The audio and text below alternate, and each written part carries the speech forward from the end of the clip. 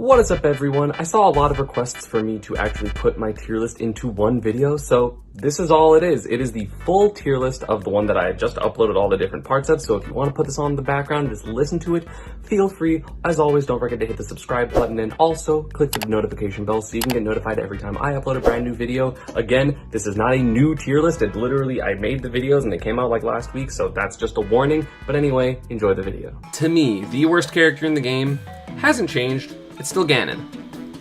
Ganon still sucks. He has one of the worst neutrals in the game.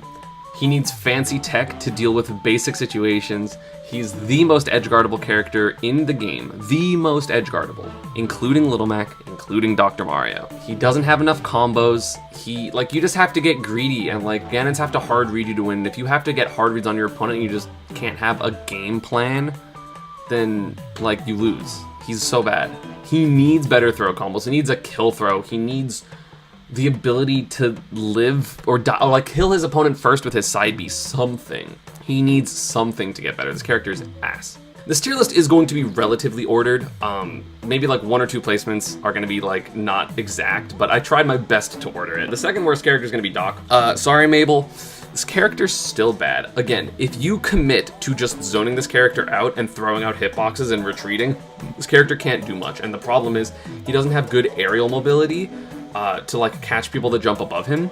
Because a lot of times if you're in the corner, let's say what I said in the Steve video, when I was reacting to the Izov video, it's oh, you have to then get above Steve, but he's really good at landing trapping you. But Doc is literally too slow to landing trap any character in the game, except Incineroar. This character's so slow, and does he have some cool stuff? Does he have great out of shield options? Yes. Does he have kill potential? Yes. So, it doesn't matter if you can't hit your opponent, and you're not going to be able to hit your opponent for the most part. I don't know, I'd love to be a believer in this character, but I'm just not.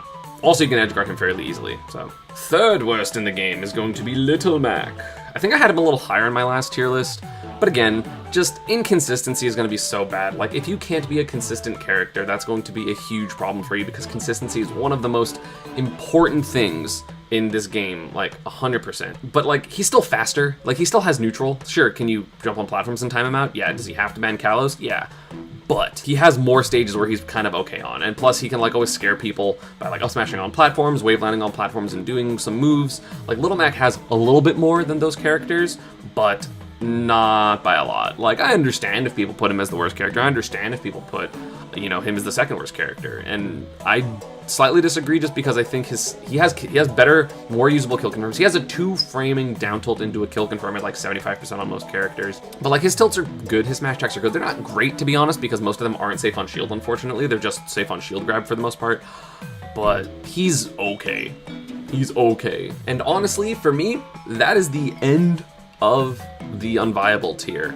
I used to have a couple more characters in it, but a couple characters got buffs. Oh yeah, also another note just for chat is this is top play type thing. I'm not doing this for people that are barely in Elite Smash, even not getting into Elite Smash. This is top level, you are trying to win a tournament, win a major type thing. And speaking of that, it's going to be Lucario. I might be wrong on this. I literally have not seen Lucario since the patch where he got better, but I don't know exactly what got better, except his aura is better. But again, he's just very inconsistent. He barely has good combos. He doesn't have really good 50-50s like he used to.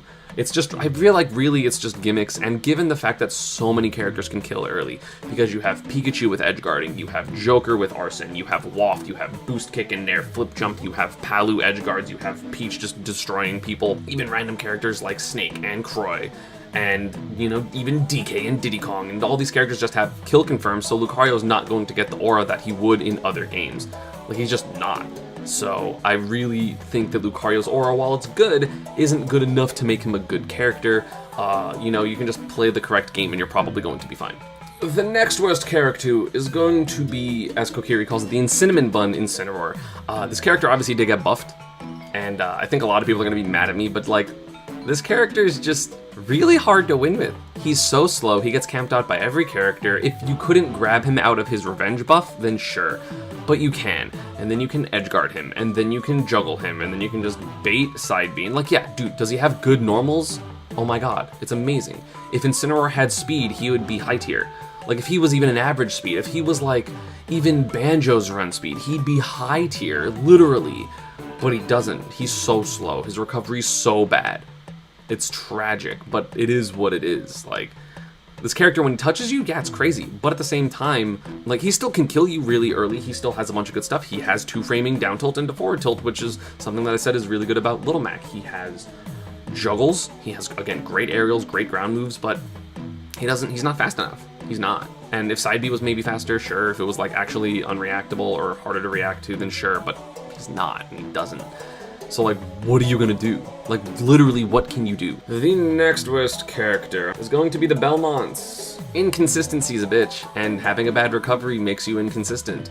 Literally the only character so far that I've mentioned that has a good recovery is Lucario, but he's inconsistent for other reasons, because the Belmonts are so inconsistent, because they have a terrible recovery, and a lot of their moves are actually fairly high committal that can get punished. If you're wrong on an up B, you can get punished, hit off stage, and die. If you get ledge trapped, like, I don't know how they're supposed to get off ledge, realistically.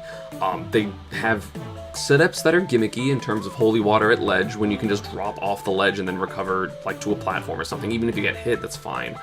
But, like, they really struggle to do so much, and yeah, do they have a good matchup against maybe a couple of viable characters, like better viable characters? Yeah, I think they have a good matchup versus Luigi. I think they have a decent matchup versus Pichu maybe, although I might be wrong about that. I'm pretty sure they have a couple other ones, but they just don't do enough, right? Like, I think they can be cool, but the thing is, you can be playing a really solid game, a really good game, a really solid game. Oh, I got hit off stage at 10 and I died. Like, that sucks. And it happens frequently. It's not like that's a rare occurrence, a random occurrence. Like, it just happens. Next up, Isabelle. I still think this character's pretty bad. They're literally budget villager. Again, they 100% are. They have some good stuff. Again, they have setups, they have decent camping, they have kill confirms with jab, although it's really hard to hit that jab in general. They have okay ledge trapping, they have decent edge guarding. I think this character has a decent amount of stuff, but it's one of those things that, like, compared to the rest of the cast, they don't. It does, like, they can still hold their own, which is why they're not an unviable tier, but they, like, can't, like, they're just not better. Like, the thing about Ultimate is that there are so many characters that are good. If you put Isabelle in, like, Smash 4, they'd be, like, an actual solid mid-tier character. If you put so many of the worst characters in this game in a different Smash game, like, they'd be fine. But there are so many good characters in this game. Like, the average character in this game is so high that Isabelle, even though she has a lot of tools, she has, again, zoning, kill confirms, decent kill potential, decent out of shield options, a good recovery for distance, like, she's still bad relative to everyone else, which is insane. Next up is personally one of my favorite Smash characters ever, and that's going to be Ice Climbers. I obviously had that video recently of me learning combos with them. I think they're so sick, but I feel like any single sick thing they do, I feel like Ice Climbers, no matter what they do, even their best stuff, right? Where they have desyncs, they have zero deaths, they have all this crazy stuff, but almost any single thing they do in neutral is scary, because they either have to landing aerial, which is bad because they're floaty, so like short hop, landing aerial takes a while and you can get anti-aired by most characters. You can get hit for that. If you desync and you can hit someone, like hit the back of someone's shield, you're going to punish whichever Ice Climber. Like literally, when I play against Ice Climbers and they side B, I know they're gonna go for the desync, and then I just jump over them and hit Nana for free, and do it with a safe move so that Popo can't punish me with up smash, and then I hit Nana for free, maybe can kill her. Like, and that happens very frequently, that happens very often. They're so cool, but their neutral is too weak. They are too slow, they don't have good enough projectiles, so like they're literally just banking on the one hit, or people just playing incorrectly. You can still edge guard them with their up B, even though their up B is better. Their buffs really, I mean, they matter, of course, but they really don't matter that much. Like, they still get stuck on some platforms, so it makes like, stages like Town and Kalos, like, not great for them. People just don't understand how to play against this character, so I feel like a lot of really good, like, people just don't understand this matchup because there's two top Ice Climbers. Granted, Big D's PGR, so again, Ice Climbers currently on my tier list is the 8th worst character in the game and has a top 50 representative. Welcome to Smash Ultimate. That's kind of just the way it works. Like, I don't think Ice Climbers are great. They maybe are a little better than this, but they're not great.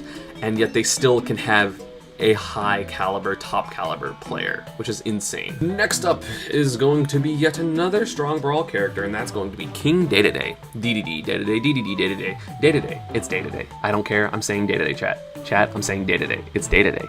It's Day-to-Day. So with Day-to-Day, again, he's slow. If he had higher air mobility, this character would be great. But I do think this character, with all the mobility, still sometimes struggles to edgeguard, although forward air buff, whenever that happened, does definitely help. I know that there's been a couple of better online results for Day-to-Day. I know Atomisk has been doing fairly well, but at the same time, I feel like Day-to-Day is a lot better on Wi-Fi specifically. Like, I think Day-to-Day is like a high-tier Wi-Fi character. Day-to-Day is just, he just gets so easily parried. There's so much easy counterplay to this character where it's just kind of, Gordos are bad, you can hit them back, and then it's like, it's also one of the worst projectiles in the game. Like, he has good edge trapping, and, you know, his advantage state's okay, but again, his ground speed and his air speed are so slow that he can't really catch people that have escape options, or that even, like, he has to guess in one area, and then that's it. Like, literally, the only good move, in my opinion, that he has is back air. Back air's incredible. That move is so good. And like, yeah, this character might randomly kill you at 40 or 50, but at the same time, that's not consistent, and although he's heavy, so he's gonna get rage a decent amount, I don't know, he struggles to get off the ledge if you just respect the up air. Like, if you just kind of stand half a step back from the ledge, and like, let him ledge jump, sure, like, what's he gonna do? Like, early nair, in which case you punish it? Like, it's a 50-50 with that, and that's like literally it. Like, he doesn't have good out of shield options, he doesn't have great combos, he barely has combos at all. But like, he's still heavy and can get those random rogue hits and, you know, dash attack 2 frames and stuff like that, and his edge trapping is good enough that I think he's up here, because it's not like Ice Climbers where you need 2 of them or something like that. Next up for low mid tier, I know people kind of don't agree with me with this, but I think Mii Swordsman is by far the worst Mii. I think that, again, a lot of what he wants to do is gimmicks. I don't think that he actually has like good combos other than, again, tornado into uppy or tornado into whatever. Like, tornado into uppy, tornado into up air. He just gets camped a lot, so like, if you just walk forward and shield, this character struggles, because outside of very low percent, he doesn't have throw combos. His edge guarding and edge trapping, to me, is very fake.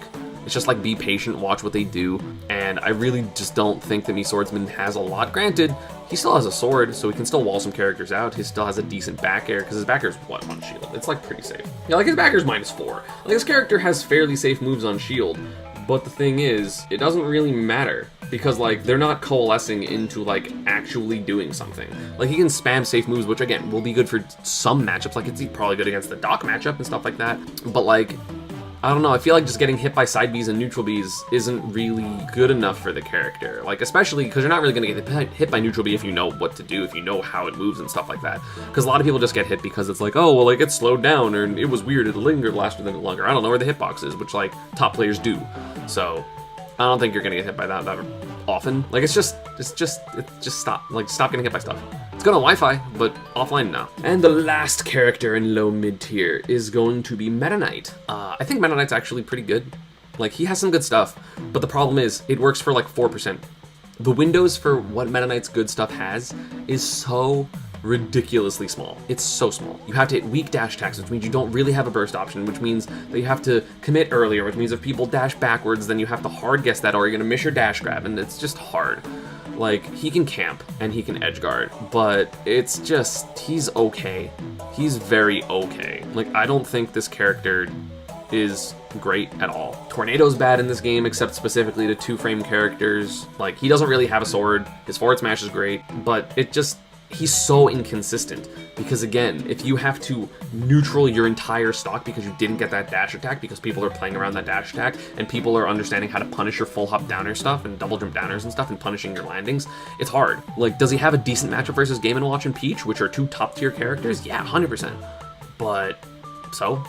Like, he's a great counterpick character, because the characters that the ladder works on for longer times, he does really well against.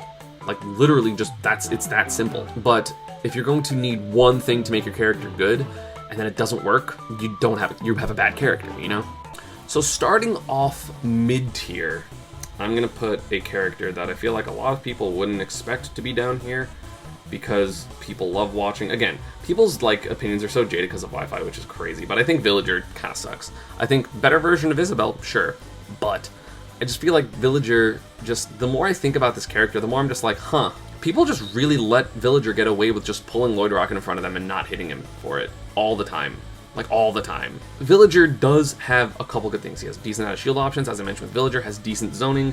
You have Tree, which makes you respect stuff, and you get Axe as a kill move. You have Tree as a kill move. You have Up Smash, you have Up Tilt. This character does have, like, some good things, but he just gets outclassed, he gets edge-guarded. The problem is he doesn't really have a way to protect himself off stage, because yeah, you have Lloyd Rocket, and you have like Fair and stuff, but you can just wait, like the majority of the time as someone edge-guarding Villager, you can just wait, and then hit him, and like, you just over and over again.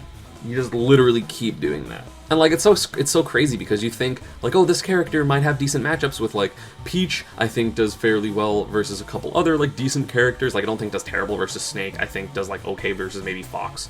And you've had Kept do great. I think he did pretty good in the offline Japanese invitational thing that happened kind of recently. I might be completely wrong about that, but I'm pretty sure he made it to the final bracket at the very least. It's just, that's just the way Ultimate is some characters have decent top tier matchups and are still bad.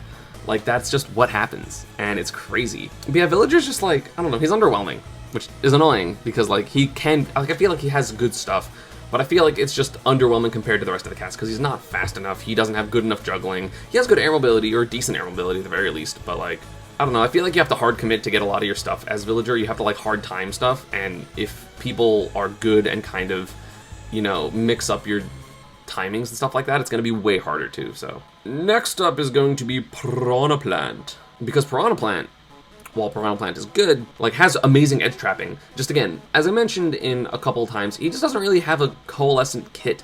He doesn't have like his Patui is amazing, his side B is great. He, like, his edge trapping is fantastic, his L smash out of shield is pretty good, but I don't know, I feel something's missing with this character, because basically every single thing is just like, I don't know, it's off. Something about it's off. Like, things send slightly not correctly. He has slightly not good enough combos. Like, granted, if he had combos, he'd be a crazy character, but again, that's why he's down here, is because he doesn't, right? He has very much so one-hit neutral, two-hit neutral edge trap.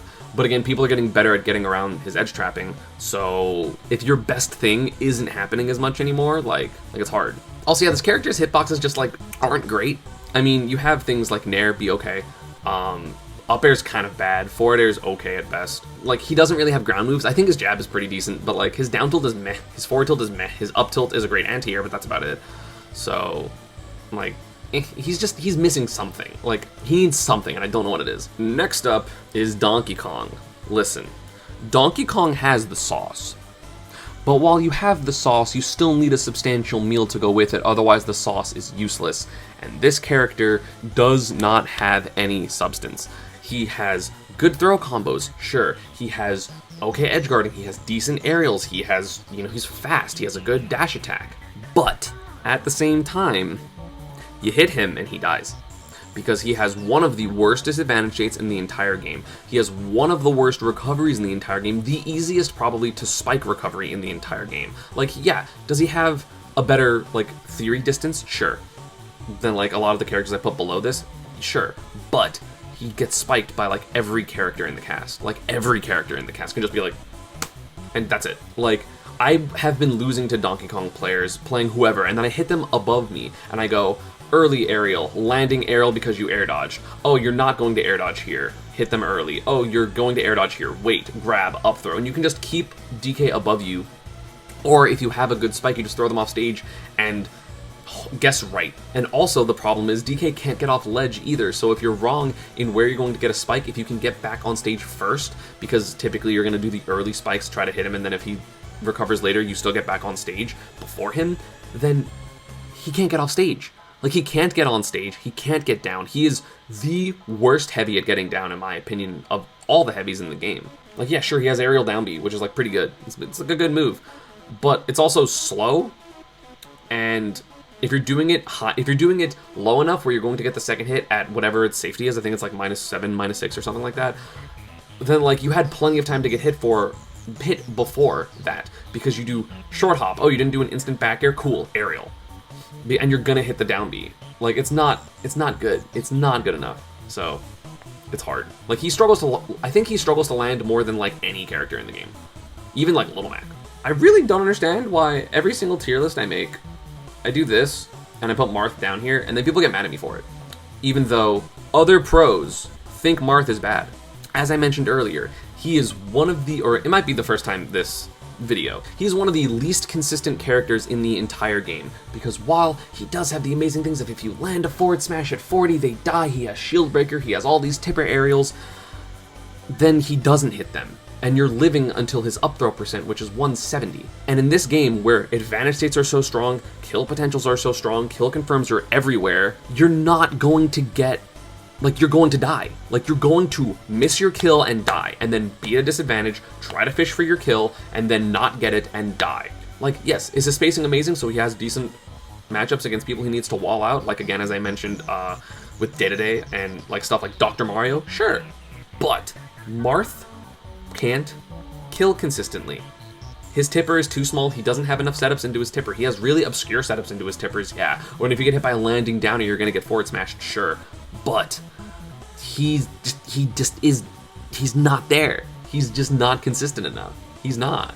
Which sucks, because I think Marth is a cooler character than Lucina. I love rewarding people for spacing in a particular way, but the problem is, in a game where everyone is fast and people love doing run-up shield, like, you can't get tippers consistently, and he doesn't have good enough grab combos. Like, I thought maybe this character was going to be good when he got buffed, and then Leo played him for a while and then was like, Marth sucks. Like, Leo said Marth is worse than Byleth, and Byleth is not a fantastic character, so that means Marth sucks. Next up is going to be King K. Rool. Listen, I know his back throw buff was actually kind of insane.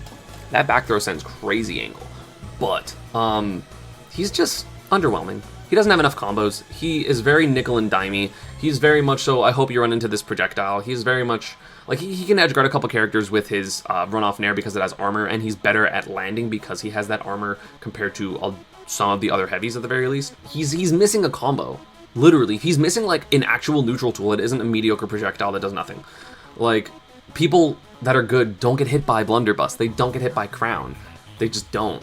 And, like, yeah, is the armor annoying now? But yes, but he throws Crown and you shield it, and then you drop shield, dash, grab, wait.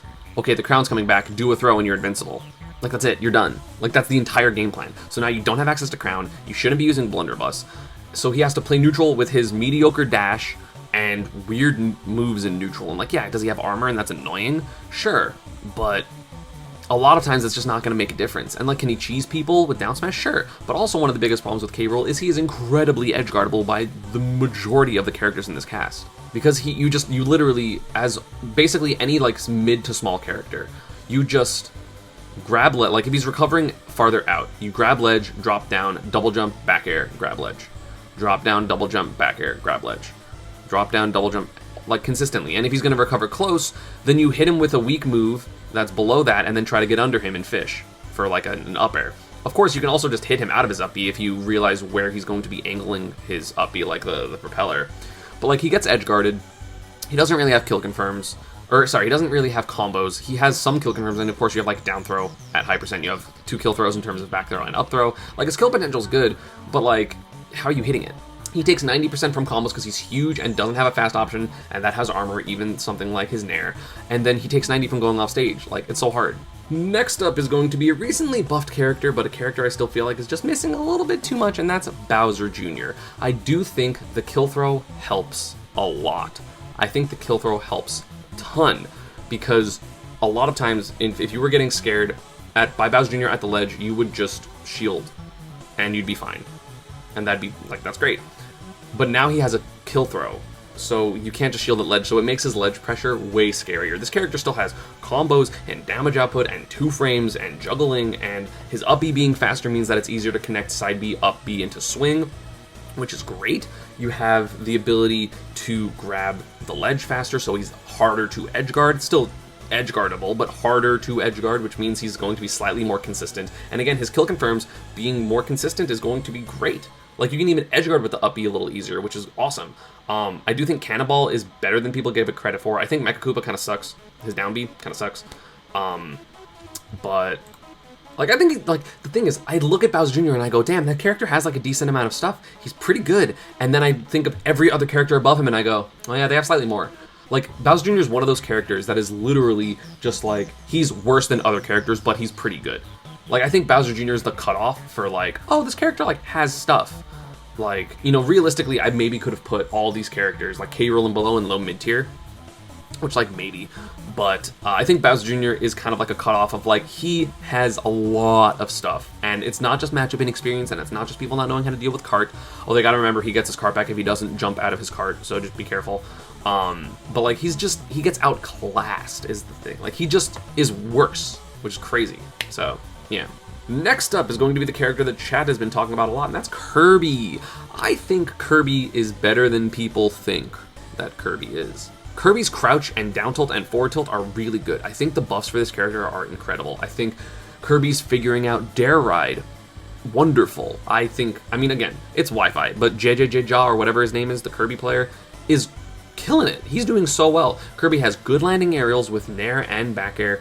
Of course, he has Rock as a shield break potential. You have amazing kill potential in back air and dash attack and all of his smash attacks. He has kill confirms with forward air down smash, and of course Dare Ride, so you can get like the down air without the final hit into down smash, which is crazy. The reason that Kirby's not better is because you can run away from him as a lot of the cast. But the thing is, if Kirby hits you, which is possible because he still has decent ground speed, it's going to be a struggle. And if Kirby gets the lead, he can play passive very well. I think he has a barely losing matchup against Pikachu. I think he does fairly well versus Zero Suit and Palu. Like, probably not winning, but like annoying at the very least. He has great combos. He has good damage output. He has new combos on like he has landing up air combos on platforms, and he can just control the game a lot of the times. And, you know, of course, if he gets copy abilities in certain matchups, that's going to turn it on its head. If Kirby gets, I mean, again, I'm speaking in terms of Pikachu, right?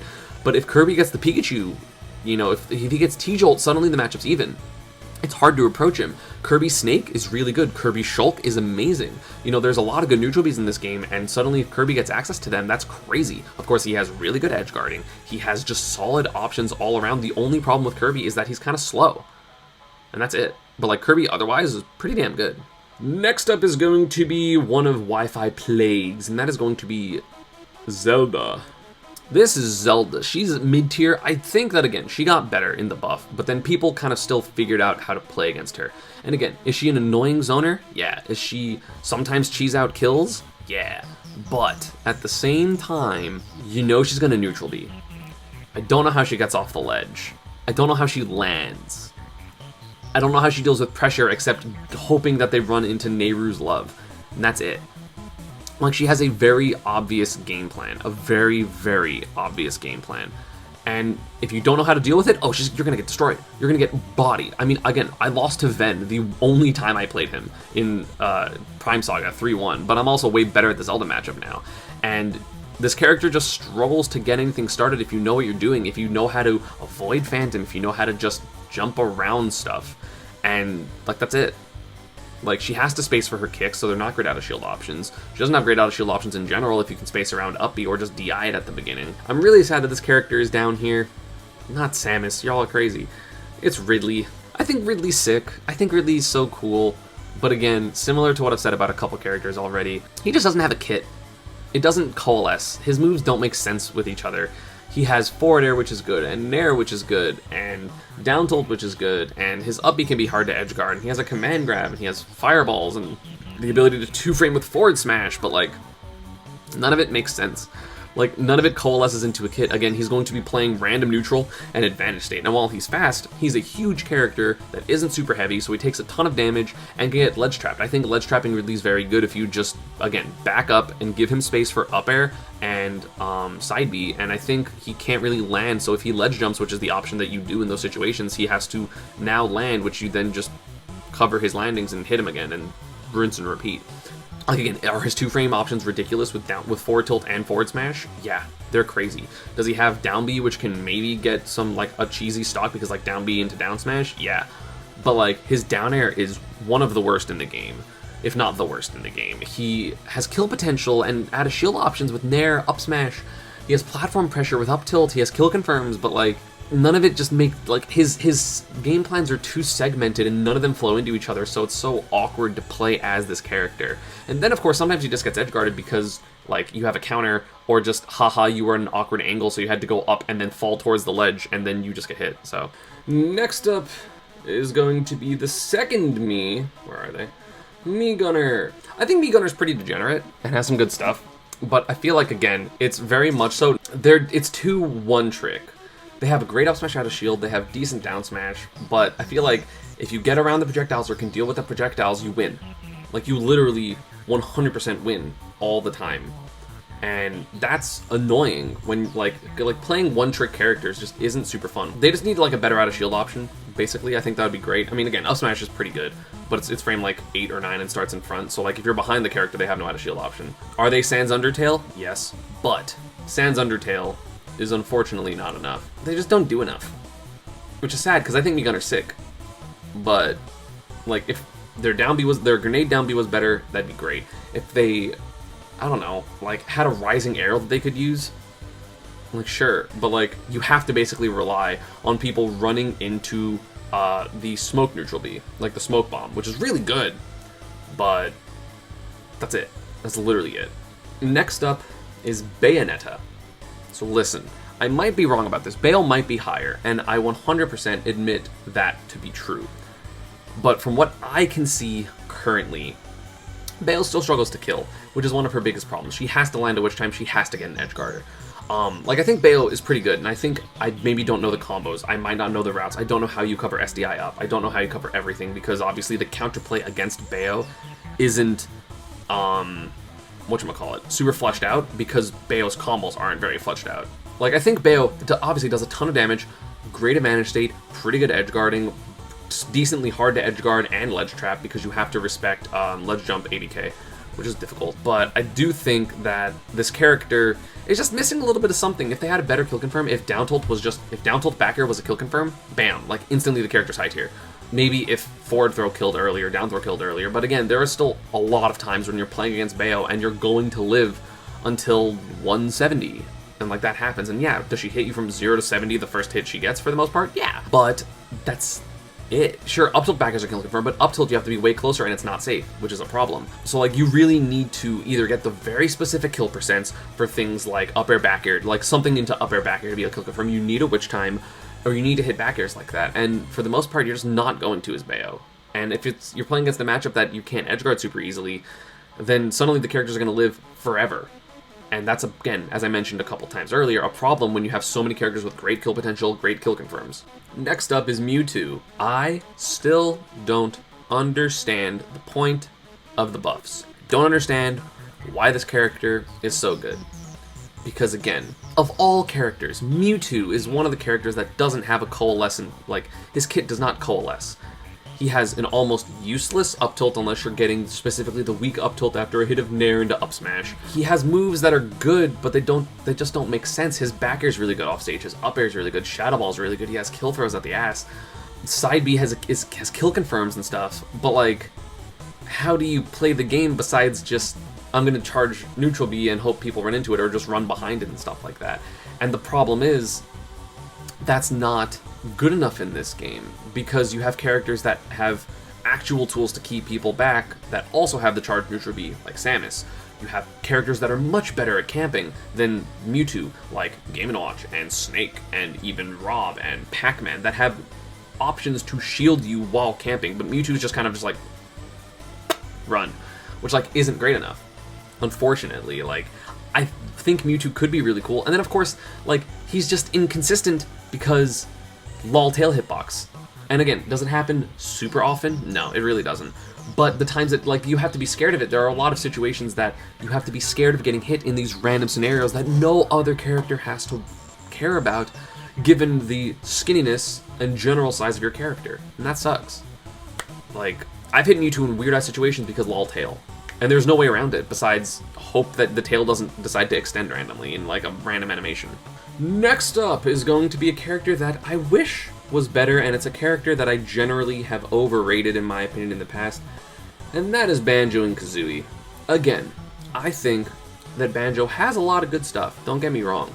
The camping's really good, he has weird-ass confirms with the neutral B into things like side B and forward air and back air. He has the best two-framing in the entire game, yes, better than Palu's, the best two-framing in the entire game consistently, but he doesn't do enough damage. His grab doesn't do enough damage, he doesn't have long enough combos. Everything I feel like that he does is for like 20%, when characters in this game, even bad characters, are dishing out 30 to 50 to 60. He's fast, sure, but I feel like just, again, if his up air was better, that'd be great. If he Better than Wolf? Yeah, I mean, Wolf has to time a really difficult thing, whereas Banjo has a lingering down tilt that sends you at, like, angle.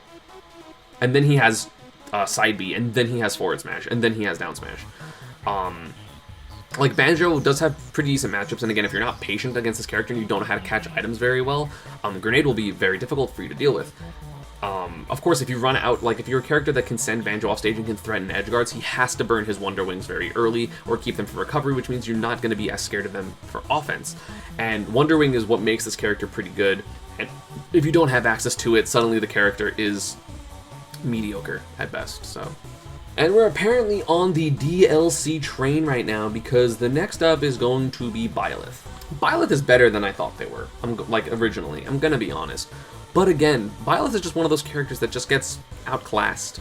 They're a little too slow. They have, like, 3 unusable moves, basically, because I think that neutral B is awful. I think... Sorry, just neutral B and down B. Those moves are bad. Like, if you're getting hit by those moves, like, you're bad. Like, they're so easy to just... You can either air dodge it or avoid arrow, and like, oh, it's for mix-ups. You can just not shoot arrow and just move. Their kill potential is crazy. They break shields, oh my god, like no one's business. They're great in doubles, and they can kill you dummy early with down smash, forward smash, back air, down air, consistently, like very consistently.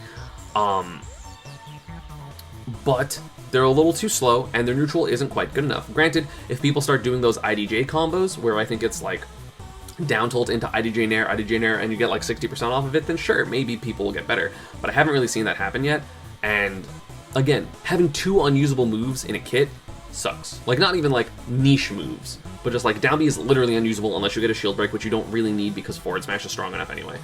And arrow's bad. Like, arrow is one of the worst projectiles in the entire game, if not the worst projectile in the entire game. And I hit it all the time when I play Byleth, and I just get confused. Like, I think that short hop nair is great. I think dash attack is a great move. If they would like had slightly better frame data, they'd be amazing. Like, if their back air was a little faster, if their nair was slightly better of an out of shield option, like, little tiny things can make this character significantly better, because this character still right now crumbles under common shield pressure. Moves that are -4, -6, -7, like, you can't punish, which sucks. So, yeah. But, like, they're scary, for sure. Like, again, this is the top of mid-tier. This is the last character in mid-tier. Sorry, in this category of mid-tier. So I think they're very good. But again, they just get outclassed by other characters. They're good, but they're not great. Leo playing the character is a work of art, though. Love watching him. Woo, we're done with mid-tier. What do y'all think right now? The first character I want to talk about in high mid-tier is a character that I have religiously underrated. And that is going to be Luigi. While this character is inconsistent, the Luigis are getting better at comboing random things into death. Or really good positions. The edge guarding is getting better, the offense is getting so much better, and the neutral of Luigi players is getting a lot better. They're getting way harder to hit. So while Luigi does lose to most zoners in this game, like even bad zoners like the Belmonts, and even me Sword Fighter, and Isabelle, like maybe loses to those characters, Luigi, the threat of this character, the mental damage this character does when you pick him on the character select screen, it's insurmountable. It's almost one of the hardest characters to play calm versus, because you know at any moment you could lose. And while that is true for the opposite side, because Luigi's recovery kind of sucks, although people are, including myself, aren't great at edgeguarding him, he still is edgeguardable.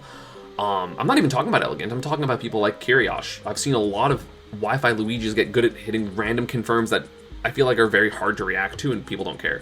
His recovery, at least at the current moment, isn't being exploited as hard as it should be. So he's this he's this on-stage threat that has crazy damage, and even if you SDI combos, you still take 60. So, like, I think Luigi's actually pretty good. Plus, again, he has kill confirms out the actual ass, because you have things like landing nair into upper back air, you have nair into down B, you have grab into everything. Do I think this character can still struggle with anyone that has a projectile? Yeah, 100%. Like, can people just run away from him the whole set? Yeah. But it's really hard to do that for a whole set consistently, especially given the fact that he is one of the only characters, in fact, one of the 3 characters that has a frame 1 escape option, being Bayonetta with Bats Within, Snake with Grenade, and Luigi's down B, and that's it. His down tilt is incredible. He has a lot of good options, but he still just loses to projectiles. And so that's going to be his flaw, obviously. Like, people really need to just keep him in disadvantage and just keep him above you, and that's it. And it's hard to do so. Oh, yeah, and Yoshi double jump armor, I forgot. And PT, I forgot. So there's 5. My bad.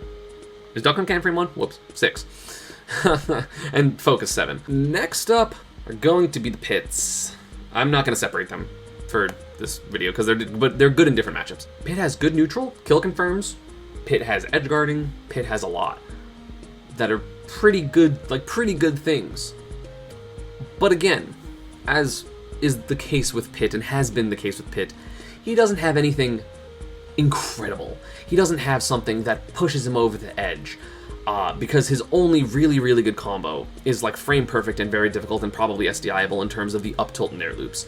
He, I feel like, has to outplay someone in a situation where they are better than him for most matchups in the game. If you have really solid fundamentals, of course you can do really well with this character, because if you have, like, I feel like Pit doesn't have a matchup worse than 4-6, right? But at the same time, he doesn't have a matchup probably better than 6-4.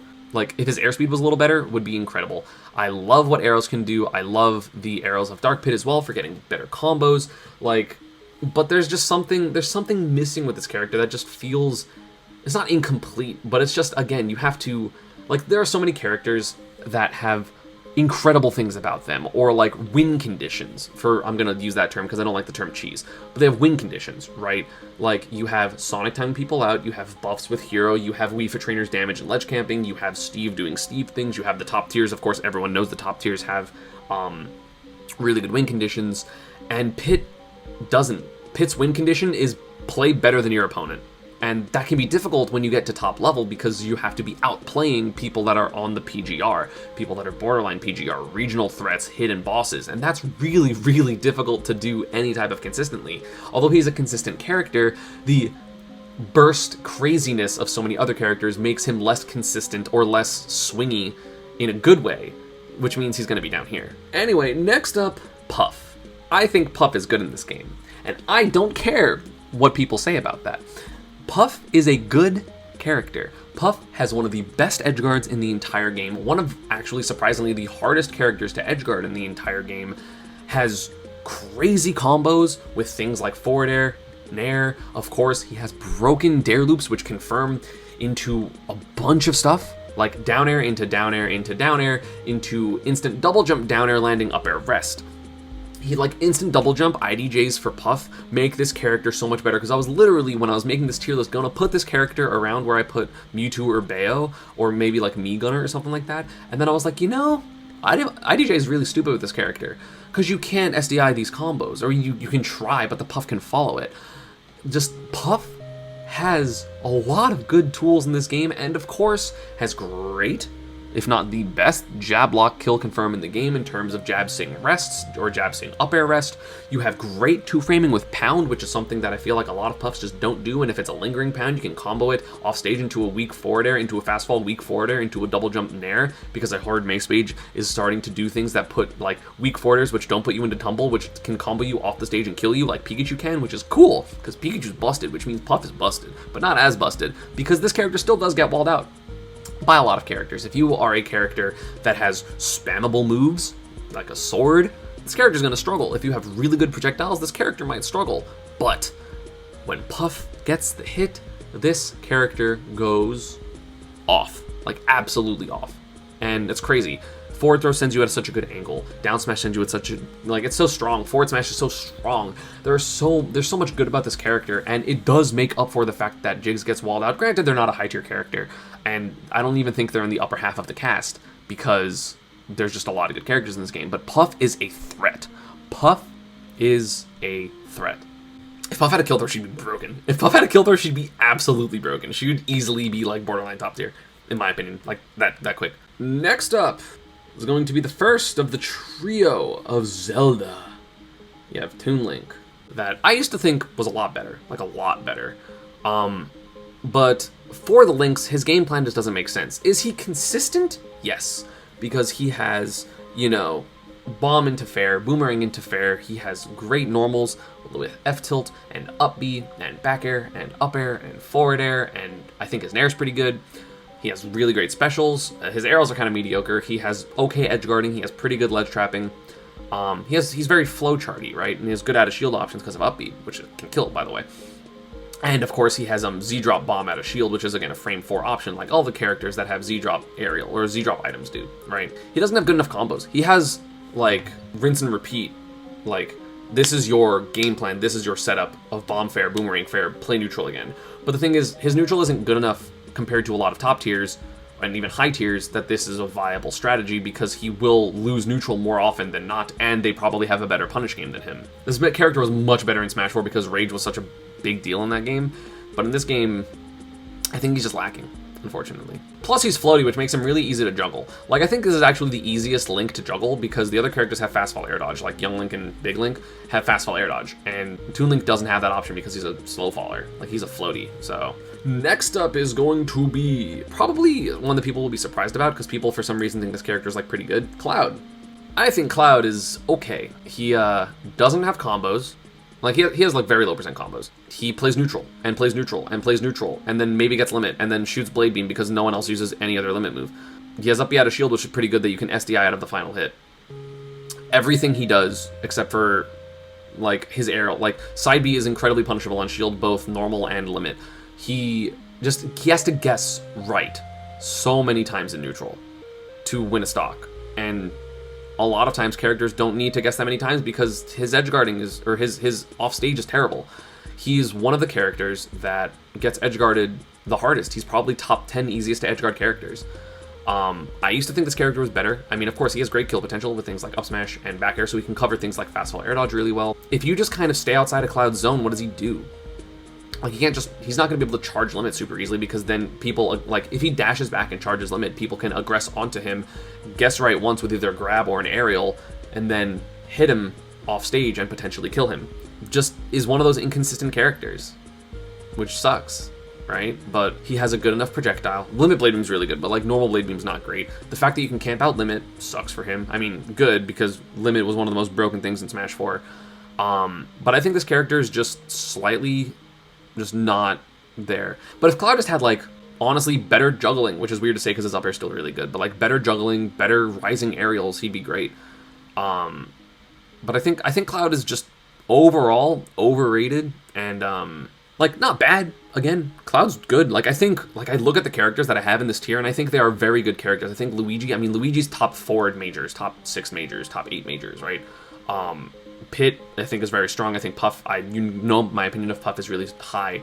I think all these characters are good and have had good representation. So, like, these are very good characters. They're just not as good and as consistent as the rest of the characters, or don't have enough, bullshit, for lack of a better term. And I want to make a quick note while I'm here, because this is probably people being like, oh my god, he's high tier.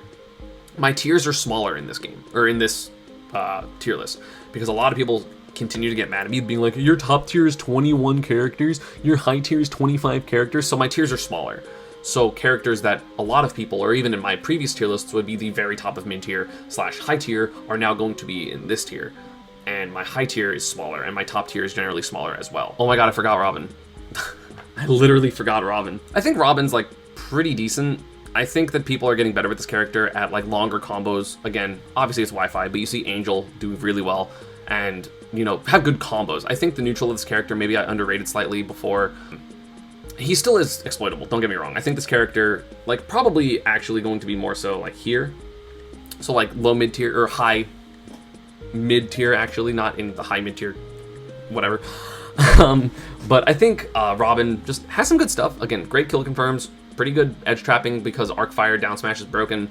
Of course, you have the 11 aerials. You have strong neutral because you have to, like, but if like strong neutral against most characters because they can't crouch under it. But I think Robin loses a lot of matchups because edge guarding and just being patient. You know that if they want to shoot arc fire, you can jump over it and punish. You know that if they thunder and you're a short character, you can crouch under it and then dash and hit them, or at least create pressure.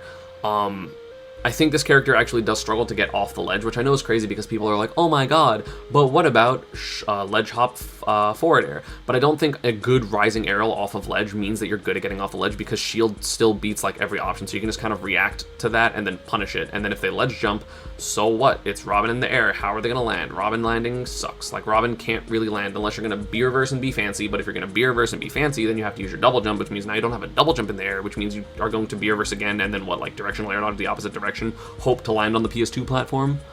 Like, what? Like, I think Robin's cool, but I think Robin is definitely just like slightly So yeah, I forgot about Robin. Thanks for that, chat. Next up is going to be, as I mentioned, Lucas. Now listen, this is going to be like why I kind of mentioned like, hey, my tier lists are, or like my tier positions are different, because Lucas is to me a very, very, very borderline high tier last tier list, and now he's here because I do think that Lucas, I mean, he's probably down a couple spots maybe, but I think Lucas is an incredible character. I think he has really, really good, whatchamacallit, out of shield op, like not out of shield options. He has great shield pressure. He has some of the safest aerials in the entire game. He has double jump Zair combos. He has just crazy two framing. He has edge guarding. He has probably the best F tilt in the entire game. He has just crazy stuff. But the problem is, if you can juggle this character, suddenly it's a lot harder for him to play the game. You know, Lucas is one of those characters that, even though he has a good air dodge, right? Like, you just kind of hit him above you. Like, the game plan isn't to hit him off stage, or it isn't just to do your optimal combo. It's to do whatever you can do and then hit up. Hit Lucas up, because Lucas struggles to land. Because if you're below Lucas, they have to either nair or downer to hit you, and those aren't really good options for landing. And then you can punish him, hit him up. Do it again. Do it again. And while it is hard to get that first hit on him because Lucas's neutral is pretty strong, he has great air mobility, again, great aerials for landing, PK fire, Zair, things like that, double jump Zair. Like, I think he's great. I think he's a really, really good character. Like, I think Lucas is definitely crazy. Like, Lucas is one of those characters to me that I'm just like, damn, this character is wild.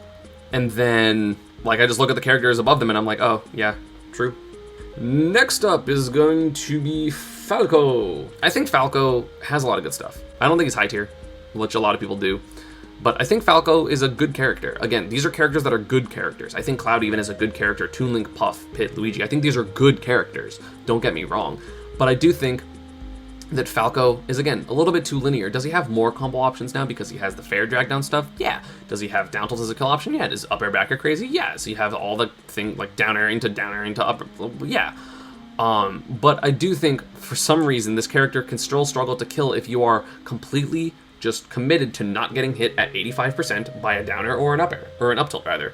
You can just avoid those moves, and then suddenly he's going to have to be killing you with random forward airs and nairs and hope that he gets a short hop forward air in neutral type of thing to like get his kill confirms, because like otherwise he's going to be fishing for things like side B and stuff like that, and his kill throws don't work. If they literally fixed his throws so that you could not DI before the laser, suddenly literally Falco is a top 25 character. Literally, in my opinion, that simple, because you would have a kill throw at 130 at the ledge and a universal up throw kill throw at like Pikachu's up throw percents, maybe slightly later than that. I think that would be really, really good. But right now, I do think that he's just, something's missing. Because what he has is amazing. His combos, his advantage state, all that type of stuff is absolutely incredible. But he doesn't have a great disadvantage. He has an exploitable recovery. What are you gonna do? Like, what can, I don't know how you play this character in neutral besides just like hoping your opponent runs into you. Because like Falco is a character that really struggles with like dash backwards, and that's hard for him to deal with. Because like, what are you gonna do? Shoot a laser? Oh, it's 3%. It doesn't matter, right? Like those things don't matter. So then, like, he has to play this constant weird back and forth of trying to take space, but also not being too overcommittal, because if he runs up and up tilts and he whiffs, then you get punished, and then you get put in disadvantage, and it's hard. Next up is going to be Duck Hunt. I think Duck Hunt's pressure is amazing. You have, obviously, one of the best players in the world in Raito playing this character, and it's a pleasure to watch. I love watching Raito. I love playing against Duck Hunt players. I think Duck Hunt players are overall very clever, a lot of good frame traps, a lot of good setups. I think this character is just honestly missing a good out of shield option, and that's literally it. Because I think that while Duck Hunt, like, there are so many characters in this game that are like, I'm a zoner, but I have good boxing options. And Duck Hunt goes, I'm a good zoner. Like, he doesn't have great out of shield options. He has arguably better zoning than even some of the best zoners in this game. But Like, I think Duck Hunt's a good character. This is, like, good, right? I think you can cover your recovery sometimes with Can. I think side B is incredible. I think, dude, his side B is so good. He's oftentimes down to trade, but the thing is, if you don't get those early kill confirms, like at like 80% where you're gonna get like side B into back air, suddenly now again, this character doesn't have a kill throw, doesn't have great kill options, so he's going to be hoping that you miss DI a can at 140 and dying. I think it's so hard for this character to kill, and again, in a game with characters that kill, like Joker and Zerosuit and Wario and Roy and Rob and Pac-Man, and you get the point, it's really hard to just be like, no, it's okay, I'll get the kill later, when you're a character that doesn't have the tools like the other top tiers do to make sure you will actually get that kill safely. Like, he doesn't. Like, I think Duck Hunt's crazy, but again, with good pressure and then baiting potentially can that's going to come out, like, you just wait, and then now it's behind you because you're going to hit them away from the can, like, they struggle now. So, I don't know. Like, again, good character. These are very good characters to me. Like, I think, you know, the upper 2/3 of the cast are very good characters. Next up is going to be Rosalina and Luma. I know if this was DeBuzz, he'd put Olimar here, but I think Rosalina's down here. Losing Luma sucks, and there are a lot of characters that are really good at killing Luma. Do the shield buffs help in terms of making sure Luma is safer more often? Yes. But I do think that Rosalina just is missing a little bit. She has this thing that is really good for her that she loses, and now she's a floaty character with a bad disadvantage that has to land. Like, people really just aren't good enough at juggling this character, nor are they good enough at edgeguarding this character, because this character is very exploitable both in the air and off stage. What are you going to do? An early air dodge as a really floaty character, which means you're going to get punished literally right afterwards. She doesn't have access to fast fall air dodge, which is really important at top level. Has to, even with Luma, I don't think she has a good landing option. Like, I think Rosalina just struggles a lot, and there are certain matchups where Luma just dies all the time, like Sonic. Do you know that if you short hop forward air into Rosalina, even, I'm pretty sure when they're shielding, you will hit Luma, land behind them safely, and then continue to be able to kill Luma? That sucks. Like, I think not having a hitbox on her recovery hurts a lot. Like, a lot. Yeah, I think her disadvantage and her edge guarding, or like her offstage, are like too exploitable. Otherwise, she's a fantastic character. She has great neutral, she's strong, she has good kill confirms, she has stuff that's annoying to deal with. But also, again, people don't really know this matchup yet because people went, oh, this character doesn't matter because they're not Smash 4, and now they're a pretty decent character. Again, maybe are they slightly better than this? Are they at the bottom of high tier? Sure, fine. But I don't think they're good enough to get over that, really. Next up is going to be another character people think are really good, and I disagree. And that is going to be Sonic. This is probably my ESAM opinionist ESAM opinion. I think Sonic's okay. I think literally Sonic is super overrated and people don't understand how to play against this character. I think that if you are a slow character, you get bodied by this character, 100%. But basically every high tier character has a way to deal with spin dash and spin charge. And every single character in this game can punish homing attack out of shield. You just have to know that the way Sonic is spinning when he's doing homing attack determines how you punish it, whether he's going to go in front of you or behind you. If you learn what you do, what moves you have that can beat spin dash, or even just pivot grab it, because every character can pivot grab it, you can honestly just play against this character very well. If he gets the lead, is he super obnoxious to deal with? Yes. But I think people let this character get the lead too easily. SDI down and away, so he can't do spin charge into forward air, so he's not going to get those early kills. His two-framing with forward smash is incredible, and if he got it, he got it, right? I think Sonic has decent matchups with some of the top tiers, but also atrocious matchups with some of the other ones. I think Sonic overall is just a very overrated character that people fall into the hype and the hate of this character, which allows him to get better, because you know that any single time a good player gets hit by Sonic and is down 40%, they go, okay, I'm now trying to chase a Sonic. Let's figure this out. But I do think Sonic is overall overrated. Again, online, busted. Maybe the best character in the game. But this is not for online, this is offline. Like, I think his advantage is overrated because, like, sure, he has dash attack and stuff like that, and up air, and his up air did get better, and he got buffed, but, I mean, I don't think the buffs really mattered that much. I haven't really seen... Suddenly, up smash is killing really early because it's still going to whiff a lot of the times. Like, it's still not useful to use. It's not like a good move to use in a lot of situations. But I think that, like, Sonic, his matchups are overrated. Like, you can outcamp Sonic just as hard as Sonic outcamps you. And that's a lot of what his flaw is Sonic may be really good with a lead, but Sonic trying to catch up to people with a lead is equally as difficult. Maybe not equally as difficult, but very difficult. It's really hard for Sonic to aggress onto someone because he has to be whiff punishing people, and he can't whiff punish you if you're not throwing out moves. Like, that's a big deal. Is if you have a lead versus Sonic, you're chilling. Like, he can't suddenly have all these crazy neutral options because his best neutral option is side B and his spins, right? But then, like, you just shield those. So he has to run up to you and try to grab you, but then you're not, like, you can just kind of throw out a move, like, right there. And if he goes run up to you, then side B, and he somehow catches your rising aerial, then, like, he got it. You know? Like, I feel like people really, like, Sonic players are just so much better than other people at camping. Like, so much better. That they get away with it. Next up is going to be Hero. Again, I think Hero's really good. I think Hero is one of the best anti-zoners in the game. That's also a zoner. I think Hero does a lot that's really good. Of course, he has crits, and he has great spells, he has buffs, he has a good recovery, stuff like that. His fireball is great, his side B is great. I mean, probably the biggest flaw of this character is he doesn't have great out-of-shield options, because really, the only out-of-shield option you're going to have is, like, out-of-shield up B, which doesn't really confirm into anything, and does, like, 6%, so it doesn't really matter. I do think Hero is overall underrated. I think people just don't want to play this character, and of course he is slightly inconsistent because if you don't get zooms when you need them, if you don't get buffs when you need them, then it's going to be hard, but also he's still a pretty decent sword character with an invincible forward air, or it's not forward air, sorry, an invincible forward tilt, and you can't really camp against him because then he can farm spells, so you have to aggress onto him, even more so than you do against Sonic, because like Sonic doesn't have projectiles, right? Like you don't want Hero to be able to just farm his spells, so you have to approach him kind of like what I talk about with Steve, and then he whiff punishes you, or he gets around you, or he uses a spell because he's catching your dash with Kaboom and stuff like that. And that happens a lot. Like it happens a lot. Is his bear too slow? Yeah. Does he not have really a good up air? Sure. But at the same time, sometimes he's the best character in the game, right? When he gets like all his buffs and he like oomph psych up, he's gonna break your shield. Like, it just breaks your shield consistently, and then he gets crit, because of course he's going to get crit there. But I feel like it's just really difficult to really deal with Hero, because it's constantly changing. And, again, he is more likely to get good spells than miss his spell. And next up is going to be, again, a character I think is very good. This is very ominous music for a very kind of funny character, Wii Fit Trainer. I think Wii Fit Trainer is pretty good.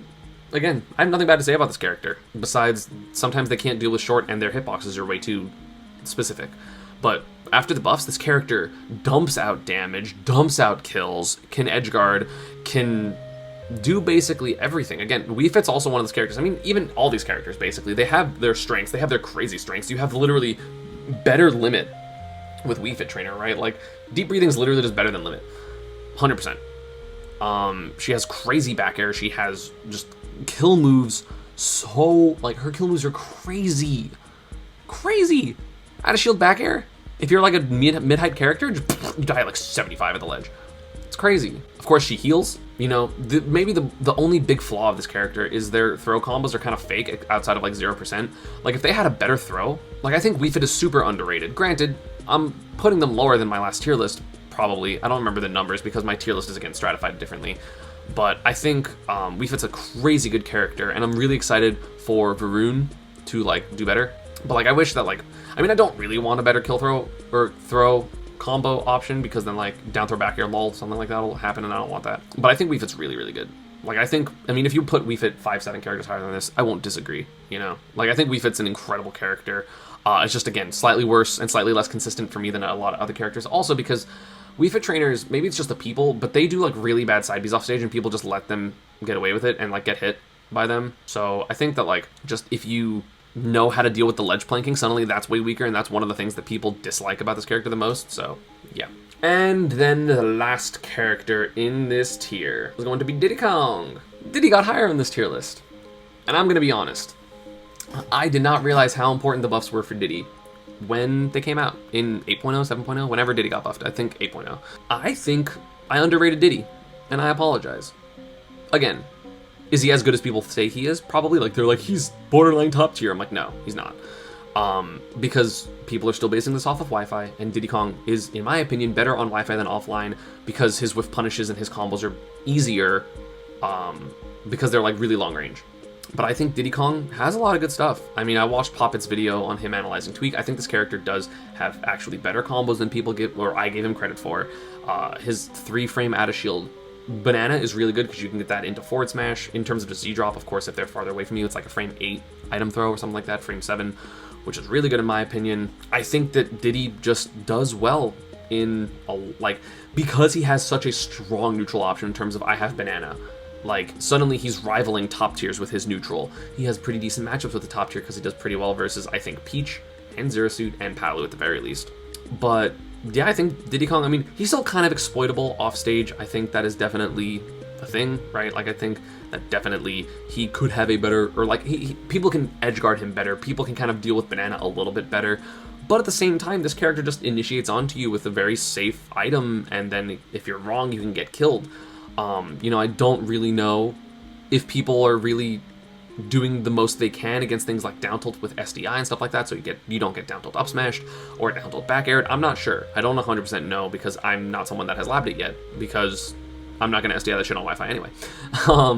But I think Diddy is pretty strong. I think Diddy's pretty good, and I did not realize how much his buffs helped him. Like, again, Diddy is the highest high mid tier, so if you want to put him in high tier, I get that. But this is actually going to be the end of my high mid tier. The lowest character in high tier, the first character I'm going over today, is going to be Sheik. I think Sheik is sick. I think Sheik is absolutely one of the sickest characters in this game. She has crazy damage, she has crazy combos, she has great kill combos, which is something that people forget that she has, because she has needles into up smash, needles into forward smash, you have raindrop, you have just generally like forward tilt into up air but below the platform into up smash, you have so much. This character's flaw literally is if you play a character that can trade with her, you will trade with her and you will win. Because I don't think that, oh my god, she has to do 12 moves to get 40% on a combo. It's like, who cares? It's a guaranteed string. It doesn't matter how long the combo is, just do it. You know what I'm saying? Like, that's fine. Like, Sheik is a great character, has a great projectile, pretty good edge guards. Like, another flaw of Sheik is she doesn't have a spammable kill move, right? Like, she doesn't just have, like, haha, back air, like a lot of characters do. Like, her back air is hard to kill with because you have to sweet spot it and a bunch of different stuff.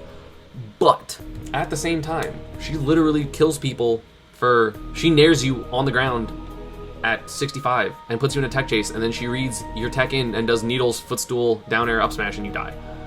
Like, she is so good at finding random kills. She's so good at making your opponent uncomfortable. And again, is she light? So sometimes when you're not getting those kills, are you going to get raged on? Yeah, that happens sometimes. But Sheik's kill options otherwise are consistent enough to me that it's not like, oh my god, she's inconsistent, because she's either pretty good, has great neutral, like she has great neutral, like maybe not top tier neutral, but high tier neutral, considering she's high tier. She's good neutral, she's really fast, she's hard to deal with, and sure, if you are an absolute top tier character, like yeah, you can probably deal with her. Does she do well versus Joker or Pikachu? Not well in my opinion. So she can struggle with those, but at the same time, she's so mobile and so crafty that she can kind of just come back from any deficit, any percent, whatever, it doesn't matter. And there are plenty of good Sheik representatives. Like, I just think she's slightly worse than, let's say, the Sheik mains give her credit for. But also, like, maybe when offline comes back and they're gonna hit all this stuff consistently, then, like, it's gonna be good. So, who knows? Like, I'm down to put Sheik higher. Sheik's sick. Sheik is super sick in this game. Next up is going to be Steve. Wherever he is, I have to find him. My tier list is getting bigger, so, like, I have to, like, scroll down until I get the stuff. So listen, I know in my Steve video that I said Steve was in the middle of high tier, but again, this is considering the fact that I have different tiers and different placements. Like, in my opinion, I would put high tier, at least like in my last tier list, probably where Diddy Kong is, something like that. So Steve would be the middle of high tier. But I think Steve is good. I think Steve's a good character. I think, sure, is he slow? Yeah. But he forces people to approach by mining. I think Steve is good. I think Steve has good out of shield options. I think Steve has incredible combos, great damage output, good edge guarding, pretty good disadvantage because you have the ability to block and stuff like that. I think Minecart is the best side B in the game. Creeper, aw man. So we back in the mine. Diamond pickaxe swinging from side to side, side to side. But I think Steve is good. I think he has great anti-airs. I think he has pretty good juggling, if I'm being honest. Like, sure, he maybe can't deal with people that have, like, escape options. But at the same time, he's able to kind of deal with a lot of projectiles because of block. He's able to mine his stuff. He's able to get an amazing downer for edge guarding. Just 2 frames out the ass with down smash and down tilt. Of course, if you read like a fastfall air dodge to get through up smash, you get forward smash and stuff like that. And it's a big deal. It is a very big deal for this character to just be able to read your options and hit you for it. And that happens, like, a lot. But I think, yeah, I just think Steve is good. He has good kill potential, and he has win conditions of just get diamond, which is a big deal. So in my opinion, that's just great. Like, I think he's super underrated by some people, obviously. I have a video about that. You should check it out. You can hear my explanations more in depth. Next up is going to be Corrin. I know some people think Corrin's like busted, and I don't quite think that. I think Corrin's a very good character. Pretty strong neutral, of course. Sword is amazing. One of the best up airs in the game because it's a crazy kill move. This character has kill confirms out the ass because you have Nair up air, you have Nair back air, you have forward air into Dragon Fang shot, forward air into pin if they DI down and away. This character's skill potential is really good. However, this character is a bit slow, so if you are a character that is good at whiff punishing, you can whiff punish this character unless they're going to just spam back air the whole game, which most people don't want to do. Like, I think Corrin's an incredible character. I mean, I think that when offline comes back, if Cosmos actually wants to continue to play Corrin, I think that'll be very, very good for him. But I really do think that Corrin is a strong character. Again, parrying is going to be a lot better offline, so their neutral is going to be slightly. Nair is -7 on shield, forward air is -4, back air is -8 or -9, but it auto spaces. Up air is -5, and down air is -21. So if you are landing basically any of these aerials, except for down air, you're literally fine. Corrin is slow, which is the reason that Corrin is not high tier / borderline top tier in my opinion. Because I know Cosmos maybe thinks this character's top 15, but I don't think so because speed is very important, and Corrin doesn't really have anything to make up for speed, especially because pin isn't as good as it was in Smash 4, right? Like, you can punish it as most characters in this game. So you just gotta be careful with the pin jump because that got buffed. But I do think Corrin's good, like, at walling people out, at playing defensive, stuff like that, but the aggressive side of Corrin isn't really there, which means that characters with really good out of shield options / better offense or even very good defense can deal with Corrin fairly consistently. Also, you can edgeguard the character if you just have a hitbox out when they start their up B that lingers and they get hit when it becomes vulnerable and they die. So, yeah. BRB. Next up is the crazy character that's sweeping the nation, and that is me, Brawler. Listen, I know a long time ago I had me, Brawler, fairly low, and then I slowly started putting them higher, and then I learned the power of Thrupper. Thrupper is OD. Thrupper's so good. I didn't realize down throw LP was actually a kill confirm unless you were on platforms, but it is. This character has frame data, this character has combos, this character has recovery, this character has a bad version of flip jump. This character has so many great options. Of course, you can customize your character, so depending on the stage, you can use helicopter kick or the two-part up B, which is still very good, depending on the matchup. But his Nair is so good. His down tilt are just... This character is incredible. They have throw combos for a very long time with all their up Bs, because at the very least you get like down throw into up air until like 75 or something like that. Again, can this character struggle to kill depending on the set you use? Yes, but you can also just use a set that doesn't struggle to kill. I love their bullet punch, like their flash mock punch thing, whatever, including the Fortnite flash, which is a tech with that move, which is it's just cool. Of course, you have so many options to kill. Of course, landing up air is a kill confirm into either back air at high percents, up air if you're using up B if you're using Thrupper, neutral B if you're using the really fast punch, and the craziest one, forward smash.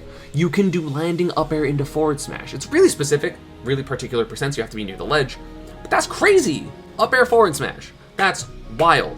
And like, this character's recovery is good because you have flip jump and you can use the fireside B. And if you don't want to use the fireside B, you have a command grab that does 20-something%. He has great out of shield options because you can have Thrupper, which is frame 3 out of shield. 3! And it kills at like 150 with no rage from the ground. Like, that's crazy. You can get Sour Spot Nair into forward smash. This character has kill confirms. And again, even if you don't have crazy, like, first off, this character's kill confirms can be crazy because you get like down tilt into like short hop up air fast fall, full hop up air on a platform, up tilt, jump, up B, or something like that. Like, it's crazy. Like, it's wild what this character can do. Like, actually insane. Even if they're too specific, then you can just start doing back airs and stuff like that. If you have shot put, you can use shot put.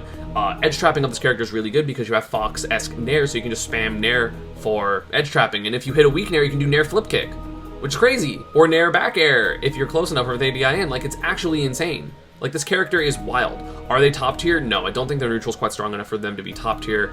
I don't think they are quite versatile enough Like, I know you can use all the moves, but like I don't think their neutral is versatile enough, because again, a lot of the times you are going to be just like running up, kind of mixing people with Nair, but he's not fast enough, like let's say Fox's, to really create pressure, and his dash attack isn't good enough to also create pressure like that.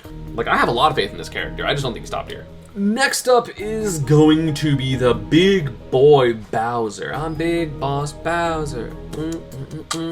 Great song. Bowser's crazy. He has one of the single best out of shield options in the entire game. He has Flame Breath, he has damage, he has kills, he has armor. You can't rapid jab this character. This character is fire. Yes, that's a pun. Deal with it. But I think, like, he has a command grab out of shield, which is frame 9, which kills. His kill potential is arguably the most consistent and the best in the game, because he always has it. It's just good. He's just good. He does have mediocre disadvantage, and edge guarding him can be a thing, right? But the thing is, if you mess up, he's going to down air you. If you mess up, he's going to down B you and break your shield. Edge guarding him can be easy with some characters, but for the most part, it honestly isn't, although getting off the ledges can be somewhat difficult, which is why he's not in borderline top tier. He still has a couple of somewhat major flaws. But his strengths, like his neutral is so good. His advantage state is incredible. He's fast. He kills you earlier than most characters in this game do, rage or no rage. Like, rage or not rage, that is the question, because you're still going to die at 90 against Bowser. That was a to be or not to be reference, but I didn't know how to do that. But yeah, I think Bowser's super strong. But again, his disadvantage, like if you play his disadvantage correctly, sometimes this character gets hit once, takes 60% of the combo, and then you don't land. You don't get to play the game. But also, sometimes Bowser doesn't let you play the game either. Next up is going to be the first fighting game character of them all, and that is going to be Ken, because yes, I think Ken is the worst fighting game character, and I've thought that for a while now. I think Ken is really good. He's fast, he can aggress onto people, down tilt's crazy, he has kill options because you have things like down tilt into Shoryu, up tilt into Shoryu, down tilt into roundhouse kick, whatever it's called. He has good combos because you do down tilt into the fucking 632 thing, like jab 632 into short hop up air, full hop up air into the battlefield platform, up air up B. This character has stuff, but I do think that this character is too offensive to be better than the other two fighting game characters, because he doesn't really have defense. He's fast, sure, so he can kind of like backdash and stuff, but his like Hadouken kind of sucks. Hadoken, sorry. So like he kind of has to run at people, but he doesn't have the option to make people run into him, which I think is very important. I think running into, like, I think Ryu is really good because he can force people to approach him sometimes because his projectiles are better, right? And like that's true. But still very good, obviously. Great kill potential, great damage output. Just good as hell. Super good. I don't know if this is the case for all characters, but I feel like sometimes you can SDI better out of Ken's kill confirms, even including down tilt into the roundhouse kick, better than Ryu's, because Ryu has Tatsu, and Tatsu is dummy strong and kills vertically, which means that's going to be very consistent on all stages, whereas for Ken, you kind of want people to be at the edge of the stage, and if not, you just SDI away from him so that you don't get hit by Shoryu, and then he has to do the roundhouse kick and it doesn't kill across stage until like 150, 160, whereas Ryu's still going to Tatsu you at 120 and you're going to die. With no rage, by the way. Next up is going to be maybe a slight underrating of this character, if I'm being honest, but Link. Again, Link, in theory, for me, like top 10, top 12, because he infinites you with either the bomb drop infinite or Z drop into fair, and stuff like that. This character can just go off. This character goes off. But again, the biggest problem with this character is he has two ways to play, right? He's either Nair normal boomerang type of Link, or he's bomb Link, right? And the biggest problem is if you try to play bomb Link, and then you get hit off stage, you're going to die because you can't recover, which is good. I mean, which was like fair, right? But if you don't use those, if you don't use bomb very frequently, then he's more underwhelming. Granted, still good because Nair is one of the best Nairs in the game. He has great out of shield options. He's still strong. He can whiff punish people. He has out of shield options with terms of up B, and of course you have Z drop bomb in general. But you kind of need to pick one. Like, both versions of him are good, but again, you want the bomb to unlock the full potential, which is what makes him potentially like top 15 or something like that. But if you use bomb too much and you get caught in a bad spot, suddenly you're gonna die. And though that inconsistency, because his recovery is really bad without bomb, like really bad without bomb, I think it's just not good enough. Also, he's not really fast, so if a character, characters can kind of whiff punish Link a little bit, because like if you're just ready to, dash attack or dash grab the bomb pull, That's fine. And then Link has to kind of find his way in with maybe boomerangs and stuff like that, which is still like pretty good, don't get me wrong. But you can kind of make Link play an awkward game, especially if you start parrying his Nair, right?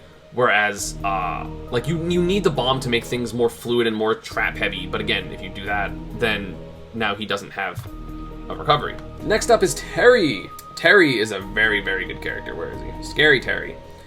I think this character is really good. I think a lot of what he has is silly, but the reason I put him in high tier and not potentially borderline top tier, not just higher than this in general,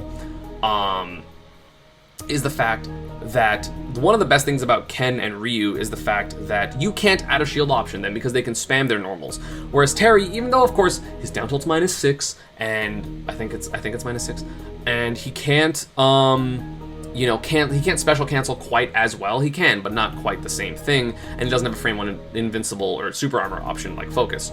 So Terry's pressure is a lot more normal, which makes him a lot, for me, easier to play. But I do think people just have to understand SDI and stuff like that. Because obviously, at low percent, you can SDI up and get out of jab, jab, power dunk, and then punish him for it with a landing aerial into whatever. His edge guarding, he is, in my opinion, actually the most susceptible fighting game character to edge guards, because the other ones have like a better up B, in my opinion. Like, you can punish Terry's side B and power dunk pretty easily if you just jump off stage and mess with him. But I think that just like I've read chat. Terry is overall, like, he's very strong, don't get me wrong, he has great combos, but he plays neutral more than the other Shotos, or than, I guess, the Shotos, because they just run up and hit them. Like, they're like run up, down tilt, or in Ryu's case, he sometimes camps with that.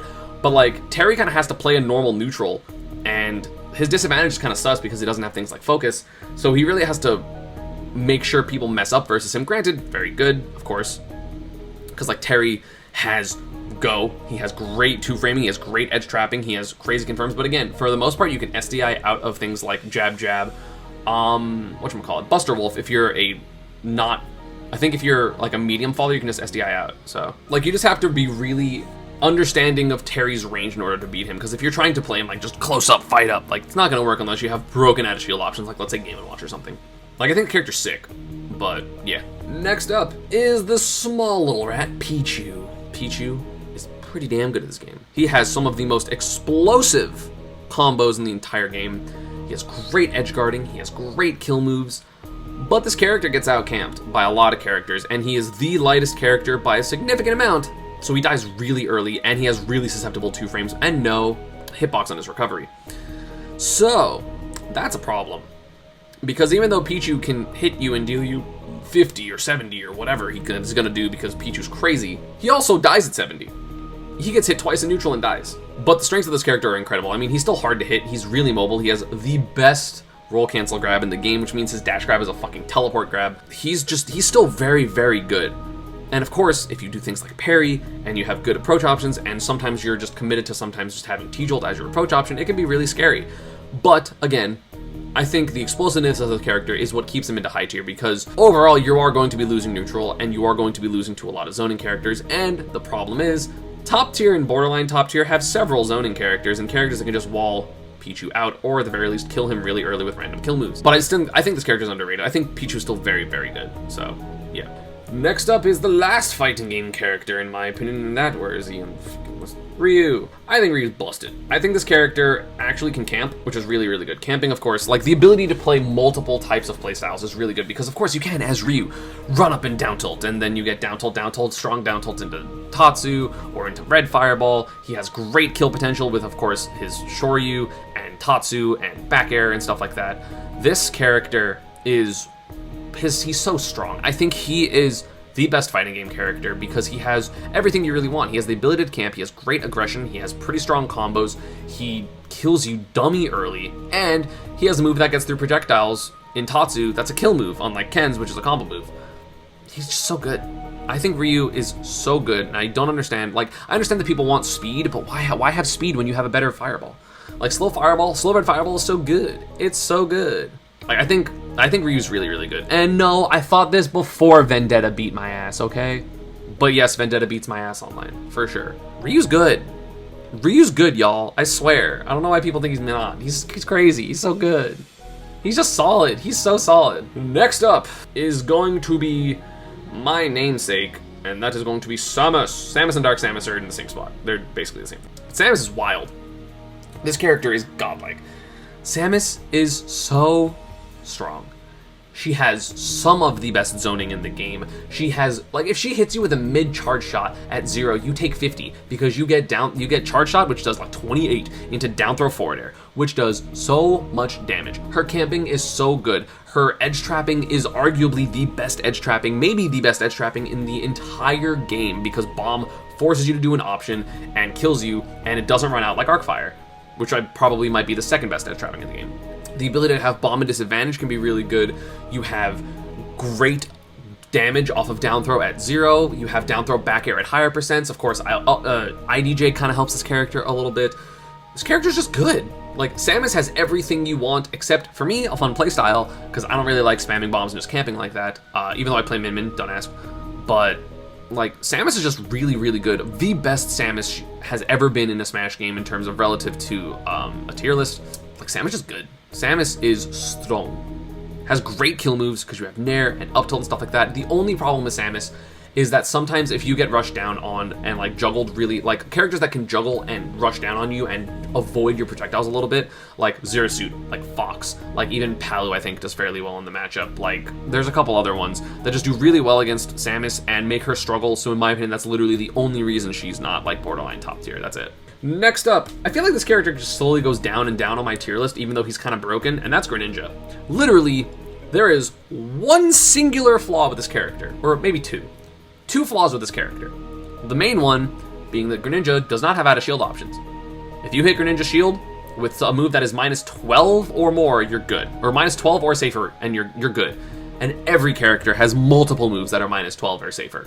But that, and the fact that Greninja can kind of be exploited off stage, literally the only bad things about this character, because, you know, while up B does have water and you can move things and stuff like that, like move opponents, like every single time, if a Greninja ever does side B and like tries to be cheeky and hit you on stage, most characters can run off and do down air and actually spike Greninja out of it, or at least continue to edge guard because they're below the stage and they have to recover.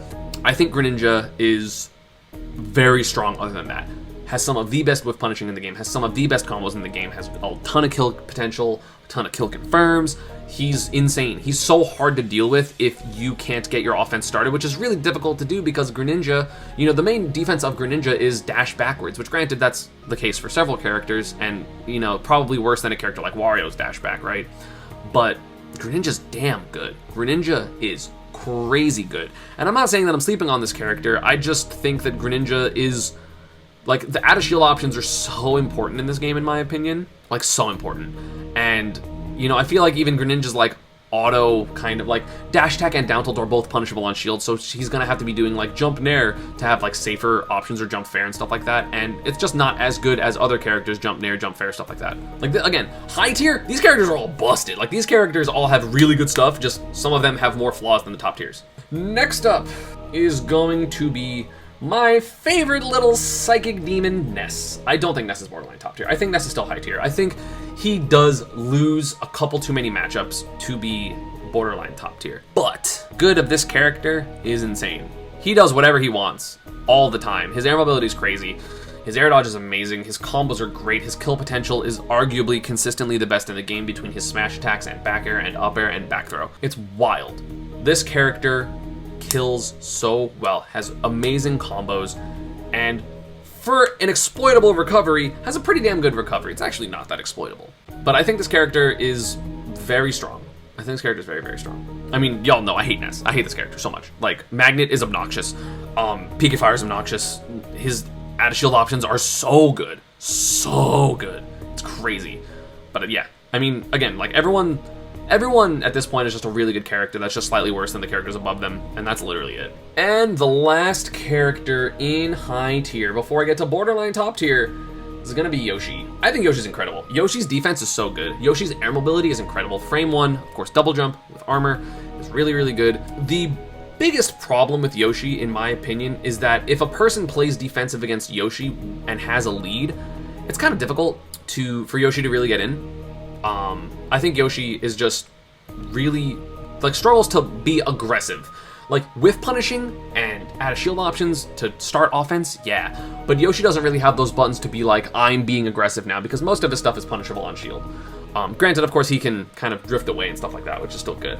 But I think Yoshi's just really strong. I think if Yoshi has the lead, it's really hard to approach this character. I think platform camping with this character is amazing. You have kill potential in up smash and back air and forward smash and up air and egg, which can lead into up air and forward air, and it's just a lot. Like, Nair even can kill. Like, if Yoshi had a kill throw, done. This character's done.